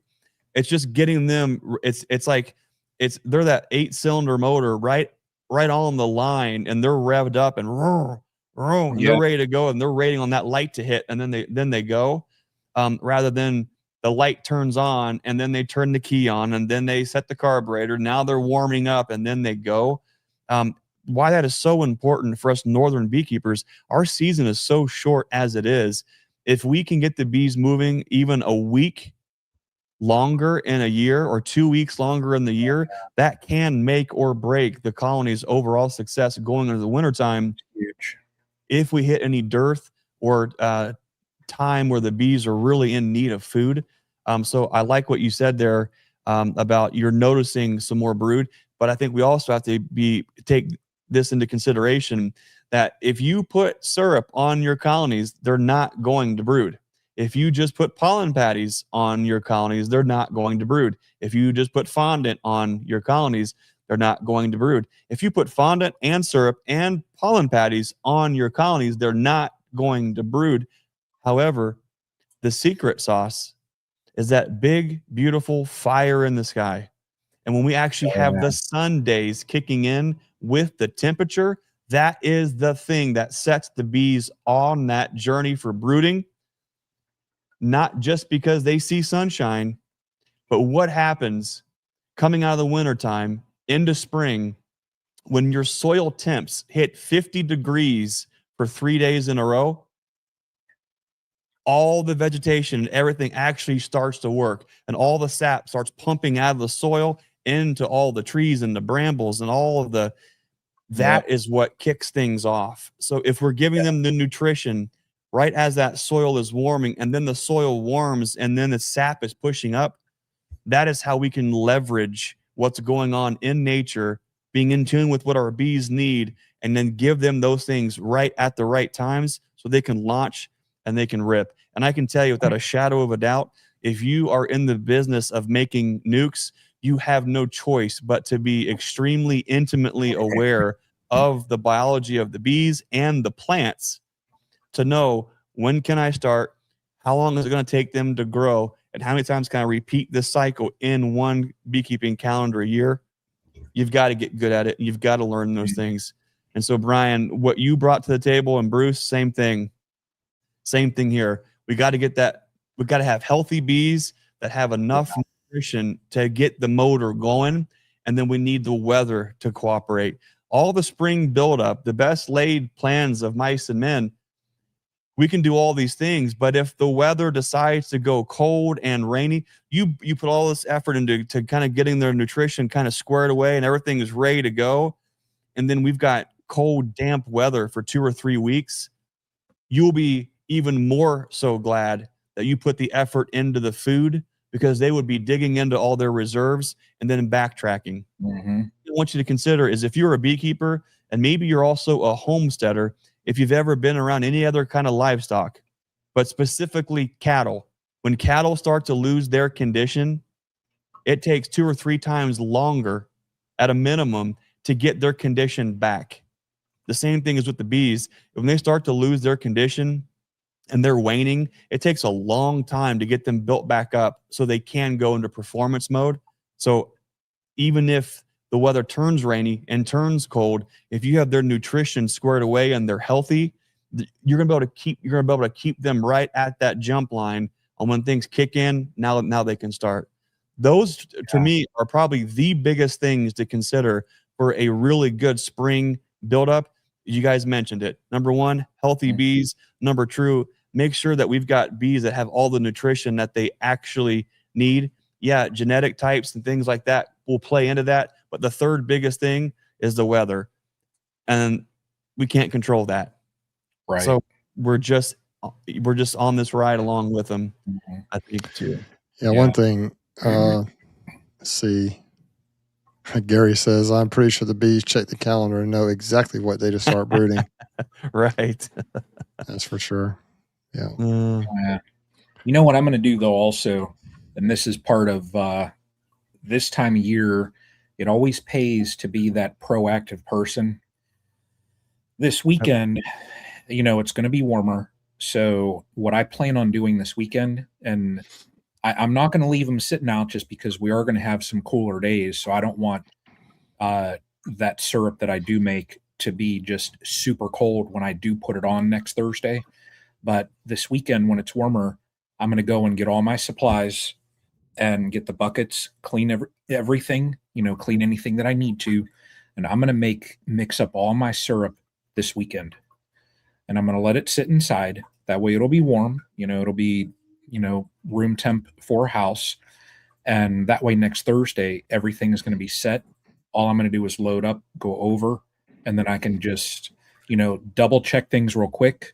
I won't have to spend all that time mixing. You know, everything's all going to be set. Hive Alive, everything, you know, I'm going to get everything squared away. And then next Thursday, I can just focus on, do a quick check, like the colony that we saw there where they have 2 things of the fondant. I'm going to pull out, you know, if there's just a little smidge bit, I'm going to pull that out and just save that. And I'll just mix that into the next batch of syrup just to melt it down. But I want to get everything set and ready. So, but yeah, it's going to be rolling up here very, very, very soon. It'll be here before we know it. Yeah. And we won't quite be in humble brag Alabama mode, but we'll be close here in 3 or 4 weeks. Be talking about splits. And I got to say, one of the funnest things about visiting Bruce, it's like getting to do the very funnest part, the thing that you love the most with our bees is making splits. I just want to briefly touch on this, and then we're going to get to some questions here. But there's just something about being a beekeeper, and I've spent a lot of time thinking about this. And I think when we're actually having a hand in queen rearing or making these splits, where we are in full-on creation mode. And when the Bible says that we're created in God's image, well, what did God do from the very beginning? Was create. And I think for me, when I'm out here as a beekeeper and I'm working with this divine creation, to be able to split them, to multiply, to grow them, to create abundance from this one unit, to me, it reminds me of that relationship. And I think that's why so many of us are drawn to beekeeping, because I think it fulfills this part of us where we're fulfilling a portion of being created in the creator's image that we're in touch with. And so for me, that aspect of the split and of the queen and bringing new life and growth and opportunity for bee colonies, to me, is like that is the prime objective. If I could do just nothing but that, I would love it. Going down to Bruce's place, where I'm not the one, you know, I had to, you know, crack the lids and pull the honey off, or, you know, load up honey and spin it and do all that, the sticky, hard labor. Sure, splits is hard labor, especially when you're a knucklehead like me and it's raining and it's dark and all those things, and you pay for the opportunity for that experience. But for me, Bruce, I just loved coming down to be able to crack lids in somebody else's colonies, read the bees quick, split them, move them on, and do it. There is just something nearly undescribable about that. I just couldn't help just take a minute to give God the credit and the glory on that, because there is just something I think that we're tapped into in that creation mentality and creation mode that I think goes without being said. Yeah, it's so miraculous to me that we can we can manipulate or organize these little critters, and understanding certain laws that apply, and they just know what to do. You know, you split them up, you throw a new queen in there, or whatever you do, and more often than not, it works. And it's just, it doesn't matter if you do it here, if you do it in Ohio, or if you do it in Ukraine, it works. You know what I mean? It's just certain principles, and that, you know, it's just amazing to me how the bees live by certain laws and by certain principles, and it's really man has just kind of figured out how to manage those principles that the bees live by and to our advantage. And there's just so many different ways to do things. I think that's one of the beautiful things about beekeeping. And the other aspect of it as well is just the community aspect. The folks we had here helping, and the day you delivered the equipment, Brian Lee was here and some other people, and then actually out there cracking lids and working with the bees. We met some new people, got to get together with some people we already knew, and there's just a common interest and a common goal, and it's just pretty cool to see how that works. And Greg, there's so many lessons to be learned. I know that when we were doing them, when we went down to Slocum, you had gone and gotten some lids, and so you guys came. You and Jake got there. We were kind of finishing up, and Mike Berry was helping, and we kind of almost had that done. So we had our system worked out, and then so the splits that you did with me, we did the rest of them that afternoon and the next morning over at Appleton Farms, and we had to just kind of sit back and just figure out the best way to do it. You jumped in on Friday evening when it was raining, and it was not a very pleasant experience because we were just kind of helter-skelter just doing things. Derek and I kind of had already figured out the system with Mike and those guys, but when you got there, you were kind of trying to play catch up a little bit. And but the next morning, we talked about it. We came up with a plan, and it went much smoother. And it was actually more efficient than before you got there, because we discussed a couple of ways to do that, where we took out a step, here or there, that made it a little bit easier. And so, we can kind of organize and prepare and then go to work. And I thought it worked out well. But the miracle of the whole thing is that just you can manipulate or manage these bees in a certain way. And it does hurt a colony when you just split them apart like that. You're kind of rooting out a bunch of bees and moving around, and it's pretty traumatic to them. But in the long run, we're actually creating more opportunities and more colonies for more bees. And so it's giving them more opportunities. And so it's kind of there's so many life lessons that can be learned there in our own life. Sometimes we have to carve out stuff, have to pull things out. And that's the only way we can grow, break things up into smaller pieces in our own lives, and maybe tear ourselves down a little bit to be able to become bigger, stronger, and more efficient at what we do and better at what we do. And so I thought that's a little analogy I'd throw in there. Kind of came to me. I don't know how any beekeeper doesn't end up being a preacher, because there is just everything you just said there. I'm thinking, well, there's a sermon, there's a sermon, there's a sermon. But even that moment of intentional separation, where there is this colony as a whole, and there was an intended separation there to reunify them with that full purpose. Wow, my brain goes a million places, and we'll talk maybe more about that. And then you put the new queen in there, and they have once the whole purpose of putting her in there in a cage is to give them time to kind of accept heal. her. In some respects, they heal. They heal Right. over that first 2 or 3 days, and they become, from a disorganized kind of what do we do now to a recommitted colony, or I like that. recommitted community behind that one queen. Or they kind of obviously they work together. I know in honeybee democracy and different things, you learn that the workers are actually the ones that control the colony as much or more than the queen does. But it's just the whole time, everything, you just totally create chaos. The bees, even when you're combining, sometimes you'll put a frame of brood from one colony in with a frame of brood from another colony to make that colony strong. You shake bees here or there, and they just are in total chaotic state. They don't know what's going on. But within a very short period of time, even that afternoon, we went back, and they had already kind of figured out, they were already starting to fly, and they calmed down. They were kind of just going to work. And then you put in, if you don't put a queen in, they make their own. They figure that out, and they make their own. But if you do put one in there, just over a 2 or 3 day period of time, they become accustomed to her, and they, in a anthropomorphizing, however you say that word, anthropomorphizing. How do you say it, Greg? Anthropomorphize. Yeah, you had it. Anthropomorphize in that state, trying to kind of compare us to them, which is, you really can't do that. But they just learn to accept her and to take care of her. And when she's released, they just are able to create this beautiful thing, their own customized colony. It's pretty neat to think. And then the old colony that got stuff ripped out of it, you yanked a split out of it with where the original queen is.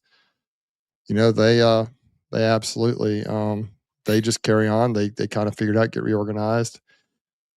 Zach, probably not quite yet, man. That's a yes. And Zach, by the way, Zach But if you send did a great job packing those queens up. Zach doesn't need us to tell it that, or tell him that. But yeah, I really appreciated how well Zach did with packaging those queens and getting them down the road and getting them to Bruce. They look really good. So yeah, Greg, well done, Zach. Honestly, the bees are just perfectly happy. It's almost like a mini colony in there. It's like they're happy. The bees are, the way he does it, they really worked well. But Zach, I'll tell you this, if you need to send me another 56, I'm sure I could find homes for them, whether I do it myself, or I'm sure there are plenty of people that would be willing to. Hey, keys are in the truck. Take some of them. I can run back down again. We can dig them out. That is, yeah, Bruce, you got me thinking. We don't have time to go down that route tonight, but imagine, we talk about the colony there. Imagine that immediate brokenness inside of the colony where there is no future. There is no, and then the bees at some point will try to do it on their own, and maybe they do, and maybe they don't. Maybe they get things figured out. But there's also this bride-groom thing kind of going on where there's this broken colony, and you're introducing the future of it, and then they accept that queen, and then they move forward. There's a beautiful thing kind of going on there. So I really like what you were thinking there. Guys, we've got a lot of we have some lot of great comments and questions. I want to recognize Mr. Vice President Brian Coper, Castle Hives. Brian, thanks so much. You're crazy. For your super chat. Mr. Beekeeping 2026 Stream Team. Be the lighthouse. Mr. Vice President Coper. We're not worthy. Is that Wayne's World? Is that what that was from? I can't remember. Shout out to my pal, the Dothan Shogun himself, Mr. Bruce's Bees, hashtag Stream Team, hashtag Be the Lighthouse. Bruce, thanks for your $20 super chat there. Really do appreciate that. I want to recognize Mr. or Mrs., I'm not sure, but at Jester4097, been a member to the YouTube channel for 5 months. I want to just thank you so much for your support. Looking forward to the spring of the year here, where we're going to start launching a bunch of more members-only videos. We're also going to have some members-only interviews that you're only going to see if you're signed up for that membership part of the YouTube channel. It's like $5 a month. I guarantee, I know for a fact that you will find way more than $5 in value in there, especially seeing Brian and myself working bees together in the learning yard. No other place are you going to see it. It's the best. It's so great, Brian. Everyone's going to be saying how much we're winning in the bee yard. We're winning so much, they just don't know what to do with it, Brian. That's a lot of fun when Brian comes down to visit. A lot more videos, a lot of fun stuff there, and the membership part of the YouTube channel. So Gesture4097 and all of our membership folks on tonight want to say thank you so much for your support. When you're a member of Nature's Image Farm, you're going to be winning so much that you're going to get sick of winning. Oh no. Oh, okay. All right, Brian. There's the line, and there's Brian going over it. No, that was good. That was good, Brian. Well, but hang on one second, though. I just want everybody to know, I'm going to back up a step, because I want you to know that if you were not a member yesterday, yesterday was today's yesterday. And if you become a member today, well, then tomorrow's today, you'll be a member. So, there's that. I mean, smarter words were never said tomorrow. That's for sure, Brian. Brian, can you pull up our website on here? I'm going to show folks something there. If you really appreciate Brian's sense of philanthropy or philosophy or bee theology, if you really appreciate what the Mr. Vice President Brian Coper has to offer, then go to nature'simage.farm.com and buy yourself some packages of bees. We've got 3 pickups, March 28th, April 11th, April 25th.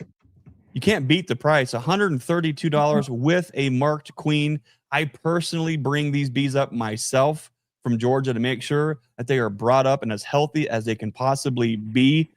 But wait, there's more. If you sign up and go ahead and get those bees ordered, you will also get to meet the one and only Mr. Vice President Brian Coper. Brian is going to be there all 3 dates to help folks get loaded, help answer questions, make sure that you're getting the full Royal Nature's Image Farm treatment. It's the best. You won't find it anywhere else in Ohio. If you're looking for packaged bees or nukes, check us out at naturesimagefarm.com and come see the lovable, huggable Brian Coper himself, Mr. Vice President. He'll even say some Brian Coperisms for you. Absolutely. Yes. Yeah. Yes. Like free Hive kits every yesterday. He's known for that one. Exactly. Free Hive kits every yesterday. Tomorrow's yesterday. The All future's right. past. Thanks, Brian. All right. Got a question here from Miss Carol McCarthy, 667. Has anyone tried scents in smokers? Seen a study where vanilla was calming to bees, also lavender. Bruce, have you ever put any kind of scent in your smoker? Nothing but pine straw and wood pellets. No sense like what she's talking about. No. Now that's dangerous. I'm going to warn you right now. If you do what Bruce does and you put wood pellets in your smoker, make sure they're not hickory or mesquite or cherry, or you will be hungry all day long in the bee yard because it'll smell like just voluptuous Smoker, meat yeah. roasting all day long. Brian, what about you? Any scents you've used in your smoker to calm bees? So for the traditional smoker, no. How about the non-traditional electric rechargeable smoker? Yeah, and that's what I was going to say. I use the Apisolus smoker. I've used it now. Well, I used it all of last year. They do have, there's 4 molecules. It's, what is it? Lavender, rose. I forget what the other ones are. Damien, he can scold me. But, and you do, it does smell a little bit different. Carol, they have done studies on those, or their formula, and they have found like that current, what the Generation 2 formula, what did they find? It's like 95% as effective as a traditional. And it does. I mean, if you've never smelled that formula,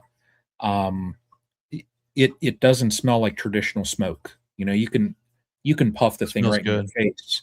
Yeah, but that's the only thing as far as any type of like scent or anything like that I have more or less used.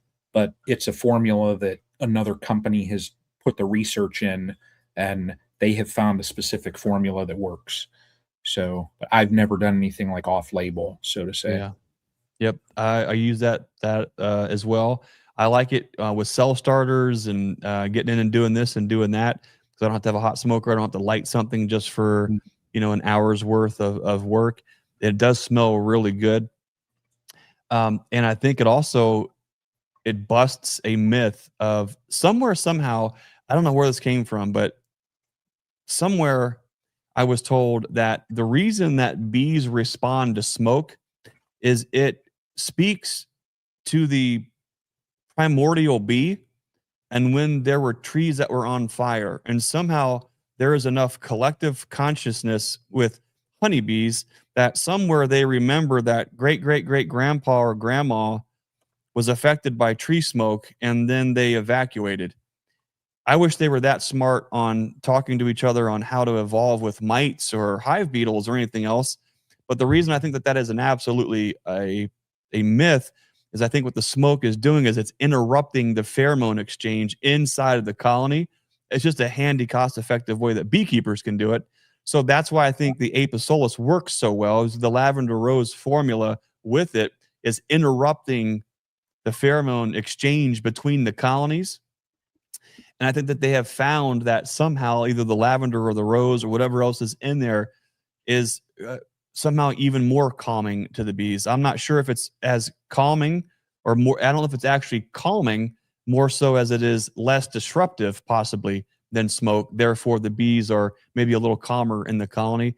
But anyways, that's a neat product too. We have them here in the shop. I use it a lot for very specific things and enjoy it. That was a great question. Mm-hmm. Bruce, this one's for you from @Kim Pisowicz. Sorry if I butchered the last name there. We'll just say Kim P. What is it about yellow jasmine that negatively affects their behavior? And I'm not 100% sure that that is what affects it. I just know that right now there's some blooming and the bees seem to be a little bit spicy. I do know that I'm not sure the whole exact chemical mechanism. Greg, you might know better than me, but the nectar from the yellow jasmine is somewhat toxic to the bees. I have heard that queen breeders have a harder time with queens during yellow jasmine season, and the brood does not look as healthy. The colonies just look almost like they have. Now we didn't see this a lot, Greg, yet. I think it's just starting to come in, but maybe a week or two from now, we may find that the brood doesn't look quite as healthy, a little more spotty, just doesn't look quite as good. Just doesn't look as like hives just don't look as healthy. They look like they decline a little bit. And as soon as that yellow nectar, that yellow jasmine kind of quits blooming, other stuff usually starts coming in, and they just absolutely reverse that. They just go into booming colonies. So it doesn't kill the colony, but it does seem to slow them down. I think it just kind of, I guess that nectar they're feeding the brood, or the brood or the younger bees or whatever, it just slows them down a little bit. I hope we don't have an issue with it with these queens. We did put out some food for all the new splits that had queens in them, and I'm going to try and keep the feeders kind of loaded up with some food, at least once a week for the next 2 or 3 weeks or longer while we get through this time until we get into the nice little flow about a month from now, probably 6 weeks from now. So, but yeah, that's kind of, I don't know the actual chemistry or the mechanism behind it. I just know that it is not a good thing when you see that yellow nectar. Some years are worse than others. Some years you see it everywhere. Some years you don't see it as bad. But I think 2 years ago or maybe 3 years ago, it was a horrible year for it here. It was just everywhere, and the bees struggled. And I've noticed it more the last couple of years. I didn't even know it was an issue before. I didn't understand it, but I just kind of heard about it a couple of years ago, and I notice it now. Greg, we were driving down the road, remember? I think it was either Friday or I think it must have been Saturday, and I'm like, oh my gosh, there's some yellow jasmine right there. And we were like, well, maybe that was what contributed to their attitude a little bit. I mean, it's possible. I think the biggest contribution, though, was the weather. Yeah, for sure. Kim, I would say who I know is probably, if you could call him a field expert on it, is John Turpin over at Strong Microbial. I think it was either last year or the year before. He was down in some commercial yards down south at this time of year, doing some research, taking some samples, and trying to provide some solutions with their pro and prebiotic line.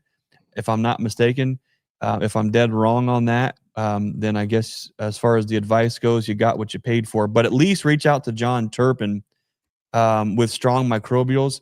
He can 100% guide you in the correct direction. But if I remember correctly, it was almost as though it was if I remember right, I thought it was causing some neurological as well as some brood things going on there. So if you think about the neurological response, like if they're just foggy or grumpy, like imagine like if you wake up with a headache and you're hungry and this and that and everything stacks up, you're just grumpy, you're maybe too short with your spouse or your kids or the dog or anything else. And so I think that's highly likely. So John Turpin, Strong Microbials, he's a great guy, and he loves to answer questions, and he's really smart. Spencer Cox 8972 asks, how much time do I have after seeing drones in the hive before the hive starts making queen cells and prepares to swarm? That's a number one, great observations. Brian, what do you think? Mm-hmm. How much time do I have after seeing drones in the hive before the hive starts making queen cells and prepares to swarm? What do you usually see, Brian? So I know, like, timing wise, normally when I do my splits, I don't do easy splits like what Bruce does. You'd think that I would have learned through the years. But what I typically do with mine, and an exact timing, like, it kind of varies. It's just weather and everything like that. But when I go over and you start to see the drone brood, and then you see like mature drones walking around, you see them flying, then you'll see some practice cups, and then you'll see the cells develop. What I would typically do for my splits is it's all timing. Like when I see the drones, then I know well, I better go over and check them every, like, probably 5-6 days just in there. It's at least once a week, but I like to do it every 5-6 days. And Then I'll look for, the cups, and I'm like, okay, they're practicing, they're getting things ready. And then you're going to notice that those cells will, they'll charge those cells, and then it's like game on. I would usually try and make my splits right then so that I time it out so that the cells are brand new. The queen is still in there. She really hasn't been thinned out. And then I kind of do like an artificial swarm. I do it the long way. I probably, in my yard, I still have to do it that way just because running singles, it's a little challenging just how I have my setup, because right now I have the story and a half. So I've made myself a little work up front, but it's not that long. I mean, when you see those mature drones, colonies are not going to start throwing out all those drones if the resources are not there. So everything somewhat has to be going in the correct direction. They just know, like right now, if I were to go over and open things up, I'm not going to find drone brood, guaranteed. If I did, well, I would probably sit there and scratch my head like, what in the heck was this colony thinking? But you're not going to see it. It's just everything has to be set up and correct for them. Timing wise, like an exact time frame, I don't know, just because I will usually go, like I said, it's every 5-6 days, check it, just observe for those signs, and then know, okay, it's game on. So I can't say an exact time. Well, that was a good description of what you're seeing in there, though. Bruce, what about you? Could you put a timeline on how I much really time? don't know. I started to see drones.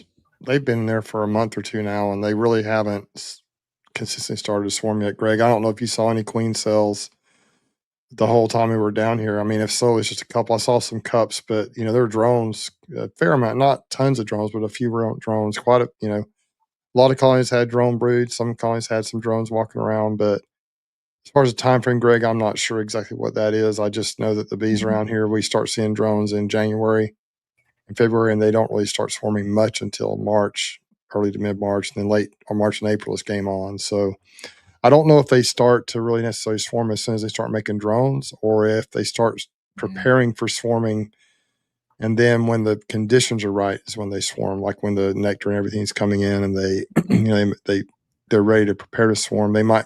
Right. I don't think there's a consistent time for when they prepare to swarm. Does that make sense what I'm saying? I think that like right now we're hit or miss. Like we have a little bit of a nectar flow coming in. We have drones being made. We have a little bit of a dearth. We have the yellow jasmine. We have different conditions. We have beekeepers splitting hives and things like that. But even in natural hives that aren't being messed with. But I do think that when we click into a nice, like any time now, if you click into a really nice flow of any kind, I think they're ready. And they'll start making those swarm cells to swarm. That's kind of how I look at it. But I don't think the stuff coming in is strong enough right now to really stimulate swarming on a consistent basis, unless they possibly are overcrowded at this point in time. That's just kind of my opinion. Yeah, I think you're both are on it. There's not a static timeline. Like, yes, we know that we've got 16 days, 24 days, 21 days as far as bee biology from egg to hatch is for workers, queens, and drones. But when it comes to what you're seeing, I think you guys have already mentioned that typically what we'll see is false or fake cups, the little fat, squatty light bulbs that start in the colony first, that they do nothing with, and then we'll see the colony kind of grow and mature, and you'll see heavy pockets of drone brood being laid, being capped, and then once that drone brood is fully capped, there is a buffer time between drones being capped and mating going on. There's a buffer and window based on weather when it first starts in the season. Now later on in the season, this might continue more regularly, but when the first onset in the season is you've got to have mature drones that are sexually mature enough to actually get the job done. In Bruce's scenario, when we were eviscerating and showing the endophallus, there was creamy patches of semen on the tip, so they were ready to go. So that was. And it seemed like just entering that phase because the claspers were just starting to darken at the horn tips. So Bruce said that was a 2 or 3 week period is what it sounds like. that's been going on. And in my mind, if I look at what's going on in the colony, fat, squatty light bulbs, fake cups going into more full and robust colony, drone patches going on, drones hatching and on frame. That's when I'm seeing the queen cells getting fully capped, elongated, and then ready to hatch. If we're talking about a 16-day turnaround time for a queen hatching, it could take her a week to go on a mating flight, depending on the weather and nutrition and things going on inside of the colony. So from the very, very beginning onset, the question is, how much time do I have after seeing drones in the hive before the hive starts making queen cells and prepares to swarm? They're already preparing to swarm if you're finding an abundance of drones.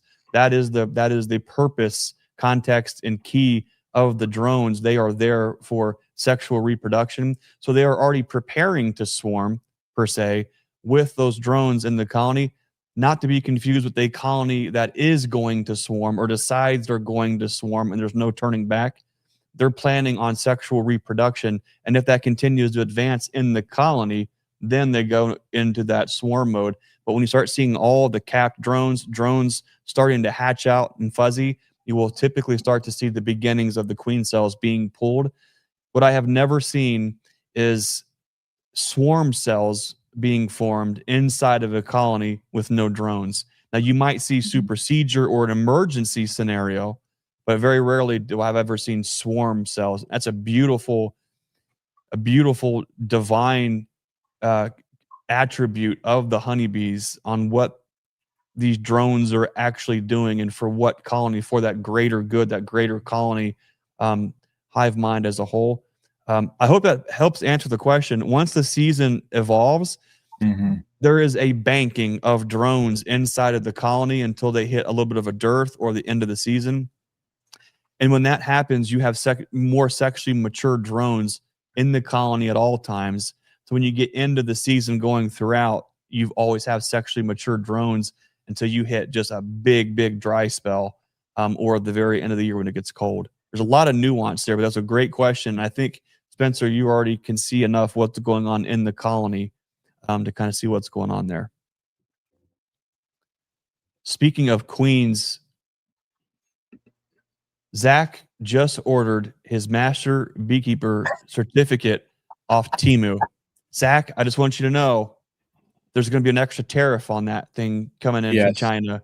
But in case you didn't know, you are worth an extra $20 to a bee club. Oh, yeah. If you have your master beekeeper certification, whether or not you actually raise bees at all. That's an ask me how I know. Just kidding. See? Schmidt, I also want to give a shout out to the one and only Mr. Brian Zavada, Flower Street Farms. He says, we've got pollen coming in and colonies are brooding up. Got to be mindful of March starvation. Brian Zavada gave a creamed honey talk, I believe, this past weekend at the EMBA workshop there. So shout out to Brian. Sorry we couldn't be there, but I'm sure your talk went well and folks learned an awful lot. Glade Sessions, Mr. Utah Bee Man himself has a question for the group. What's one mistake that you see new beekeepers make? Bruce, we'll start with you. One mistake that you see new beekeepers make. Man, that's hard. Got to think about that one a minute. I'm going to say one word. Okay. They become overconfident. Ooh.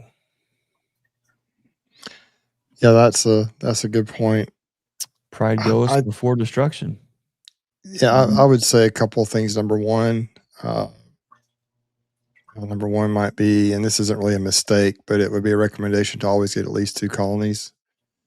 And they'll get 1 colony and they have no idea if it's healthy or strong or looking good. If they don't have any, if you got 2 of them, you can compare. The other thing is, I think maybe they get it's kind of opposites, the extreme. Some of them are scared to get in the bees. They don't want to get in them and see what they're doing. And the other opposite of that is they get in them too much. They're in them all the time, you know? So I do think probably the worst of those 2 would be just not getting in them at all. Just putting them in a box, letting them go, and then getting mad when they don't survive and make honey. Got to manage your bees and figure that out. And the only way you're going to learn is to get in them and see what they do. So that's actually 3 things, but that's actually 3 things, but they're all 3 very important. I would kind of echo something similar, yet just a hair different, in the fact that the number 1 mistake that I see beekeepers make is it's a several part thing, but the first part is paralysis by analysis. And new beginning beekeepers, they overthink absolutely everything to the point to where you will have the same conversation with them over and over and over again because they can't get out of their own way.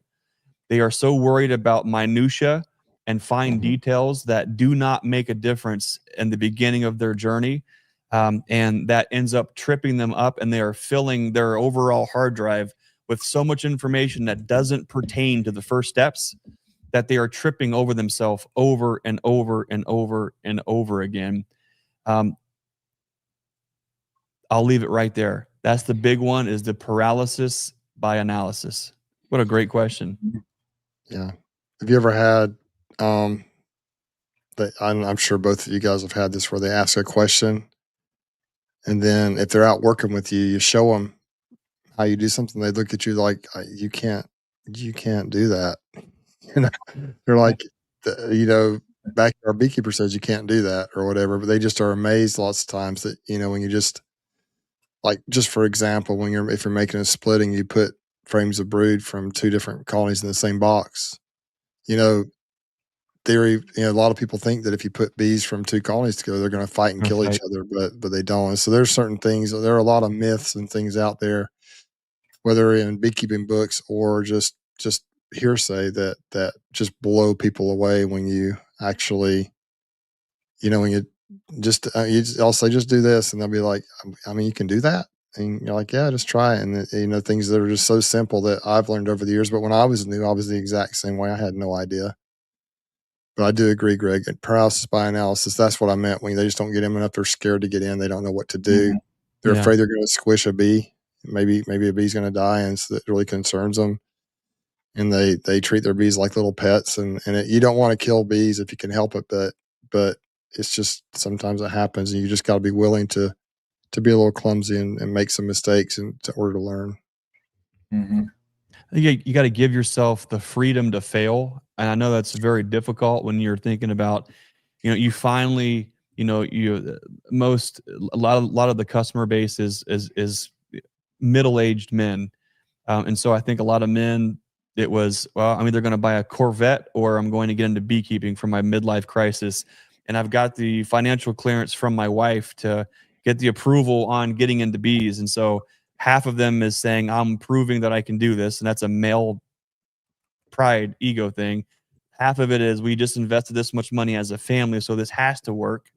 But in doing that, you don't give yourself the freedom to fail, meaning you have to give yourself enough opportunity to have enough wiggle room in what you're doing to be fluid in the opportunity, to where you can pivot and you can learn and you can go a different way. Because a lot of times you'll say, I'm only going to, how many times we have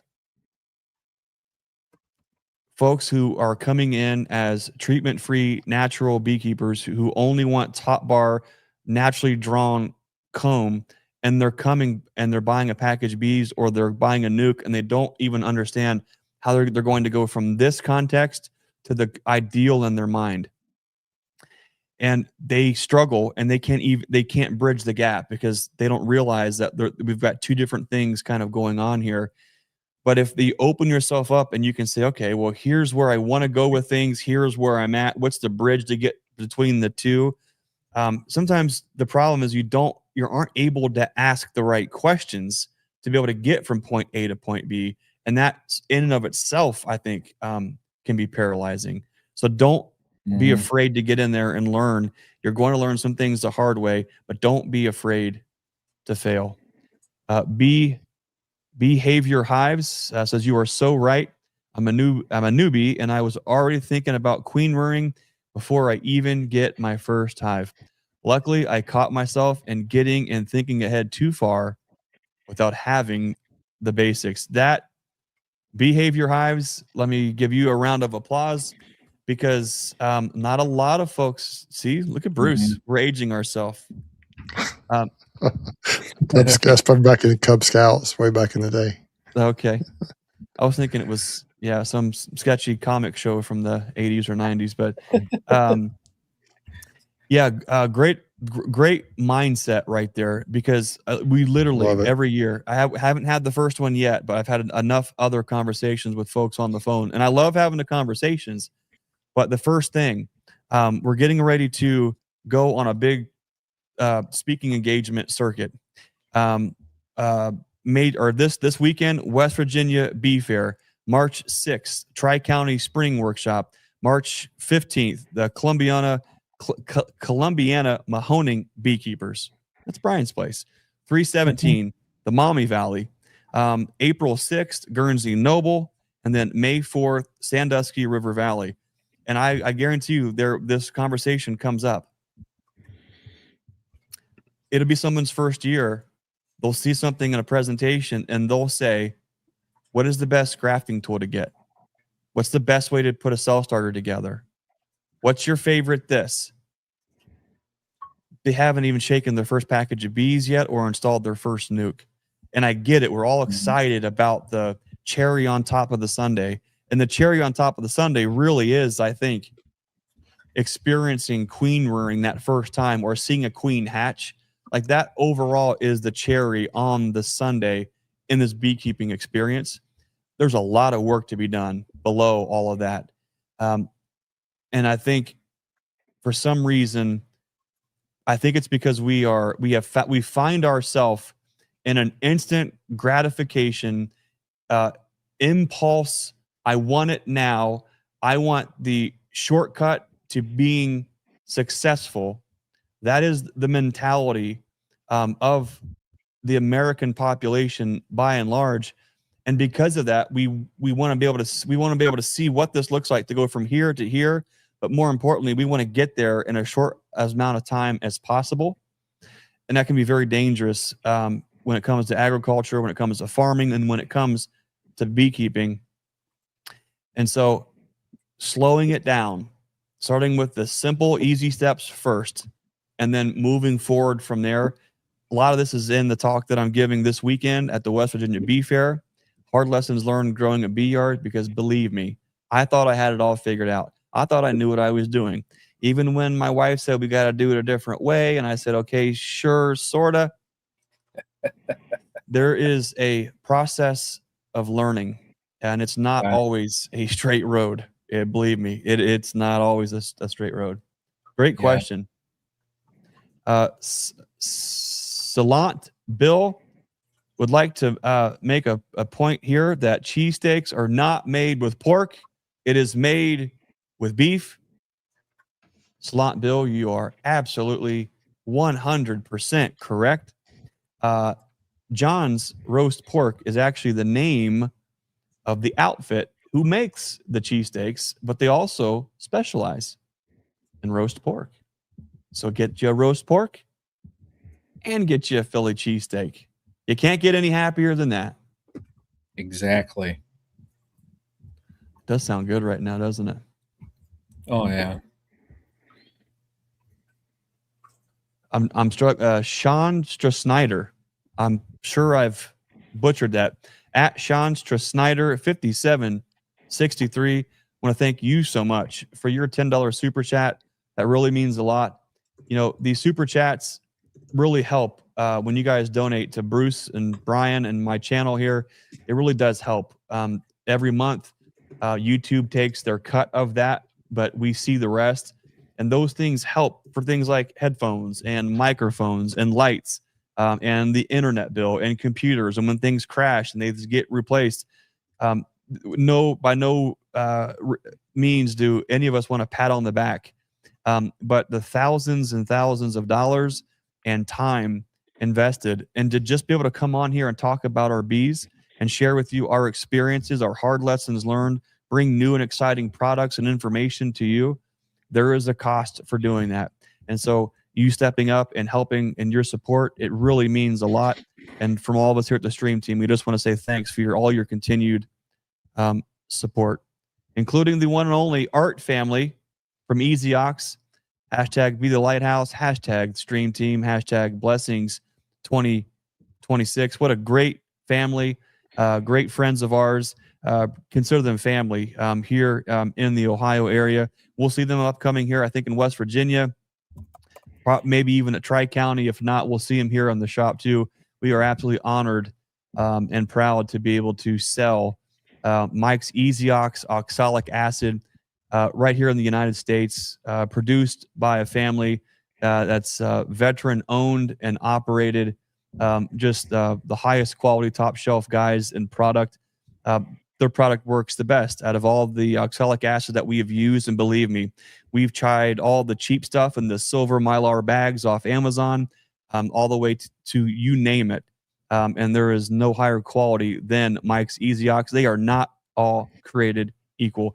In a world full of absolute knockoffs, Chinese knockoffs on everything, cheap knockoffs on every single product out there. Right now, there are so many knockoffs for wax dipped. There are so many knockoffs for vaporizers. There's knockoffs for oxalic acid. You buy cheap, you're going to buy twice. Invest in the best and support the folks who are doing the work and putting the effort in to get these products into the market.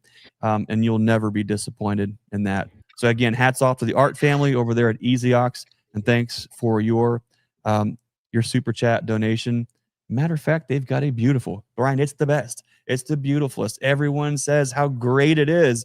They've got oxalic acid in a bucket. It even has a handle. I mean, come on, guys. It's awesome stuff. I look over at those others and they're just crazy. They're all losers. None of them have a bucket with a handle. Anyways, the state of the oxalic acid union is such that Mike's EasyOx is winning. At Jester 4097 is the Nature's Image Farm store, open on Saturdays now. The website still shows fall, winter hours.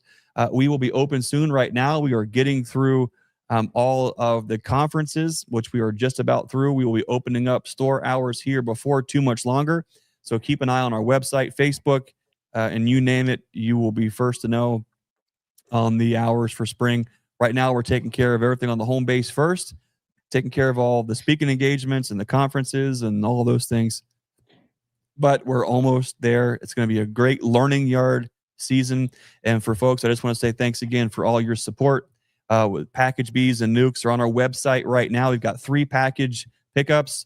The best packages, the best prices, all with marked queens delivered by me, brought up personally. You can't get any better than that. While you're here, you can check out our top-notch supplies. Nothing but top-shelf products here, including ENDURAHIVE wax dip, Maxent honey equipment, Premier frames and foundation, Mike's EasyOx, Larabi's INSTANTVAP units. The list goes on and on and on.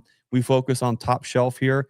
We want folks to invest in the best and have quality products that aren't going to fail on them, or they're going to have to buy over and over and over again. For more information, you want to get our nukes or our packages, go to naturesimagefarm.com, and we would love to earn your business. Guys, this coming week, what is going on around the horn? Bruce, you've got a lot going on in the next week or two. What's going on this coming week down on Dothan, Alabama at Bruce's Bees? Well, first of all, it's going to be raining Friday. But I'm going to go get some feed Friday for them probably. And then Saturday, I'm going to just peek in on them, see how they're looking, the splits we made, try to get food on them, make sure they all have food, and not going to be doing a lot of super deep inspections. Going to let the bees kind of settle in a little bit, but I will be going in, making sure the queens are released. And I may peek and see if we see eggs. Maybe I won't, but I'm going to make sure there are no queens left in cages. It's going to be a week since I put them in there, so hopefully they're all released because, there's only a limited amount of time they'll last in those cages. But in my experience, they over about 5-6 days. I know some people say to leave them in there that long, but I like to get them out by then. So hopefully they're pretty much getting released about now. Other than that, we're doing a little bit of car shopping we need to get another vehicle. So that's kind of something we're trying to figure out as well. But as far as the bees go, just checking on the queens and just making sure they're fed, and that's about it. The new splits, and I may put some open feed out for all of them as well to give. I would like to keep some syrup going into them, at least on a small scale, to try and keep them doing that instead of the yellow jasmine. Awesome. Big exciting things. Queens getting released, lots of feed, maybe some new wheels. That'd be an exciting week or so for Bruce down there in Alabama.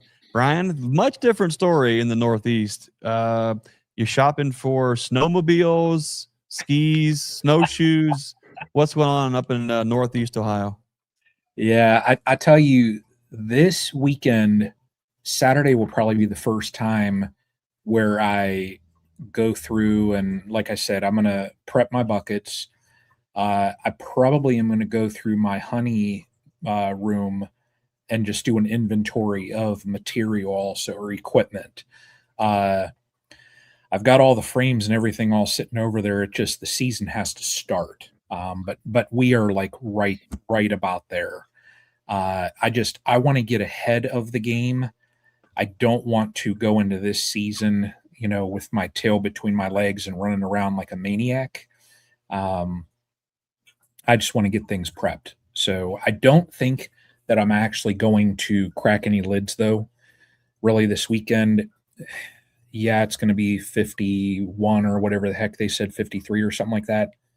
I will have no need to get in them. Sunday, Monday, we're going to get cold again. So it's like, why do anything? I put the pollen patties on them.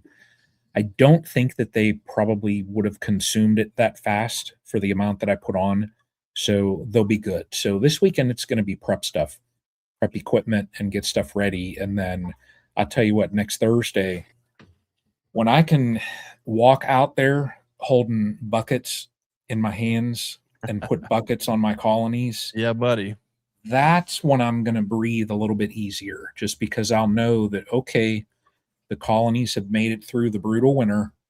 This next week, like, I'm literally just praying and I'm saying, all right, of my 4 that I lost, 2 of them were starve outs, and I could kick myself. But it is what it is. It's going to happen. It won't be the last time I ever see a colony starve. But I'm just hoping that I don't have any others that starve. I had some that were a little light.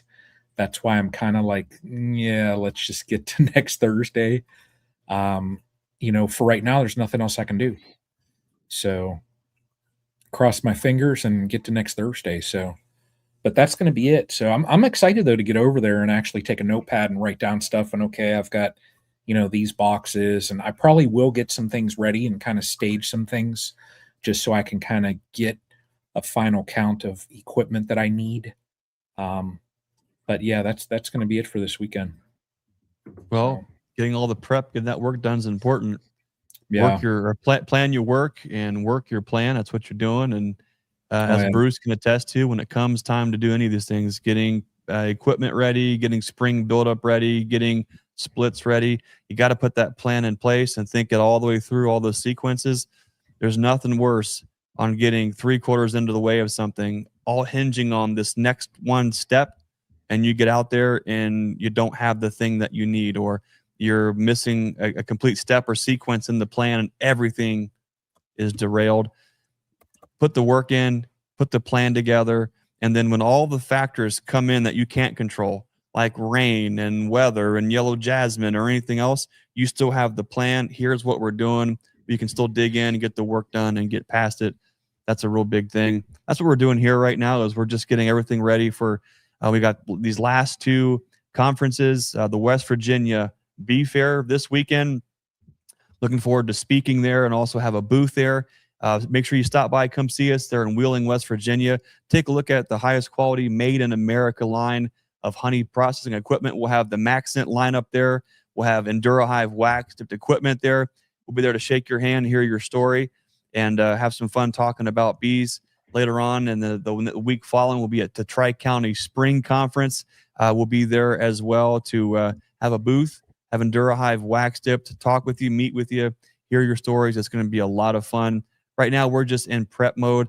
ENDURAHIVE wax tipped is just it's really keeping us busy, and so we want to thank everyone for all your guys' support. The orders are really coming in. We really appreciate that.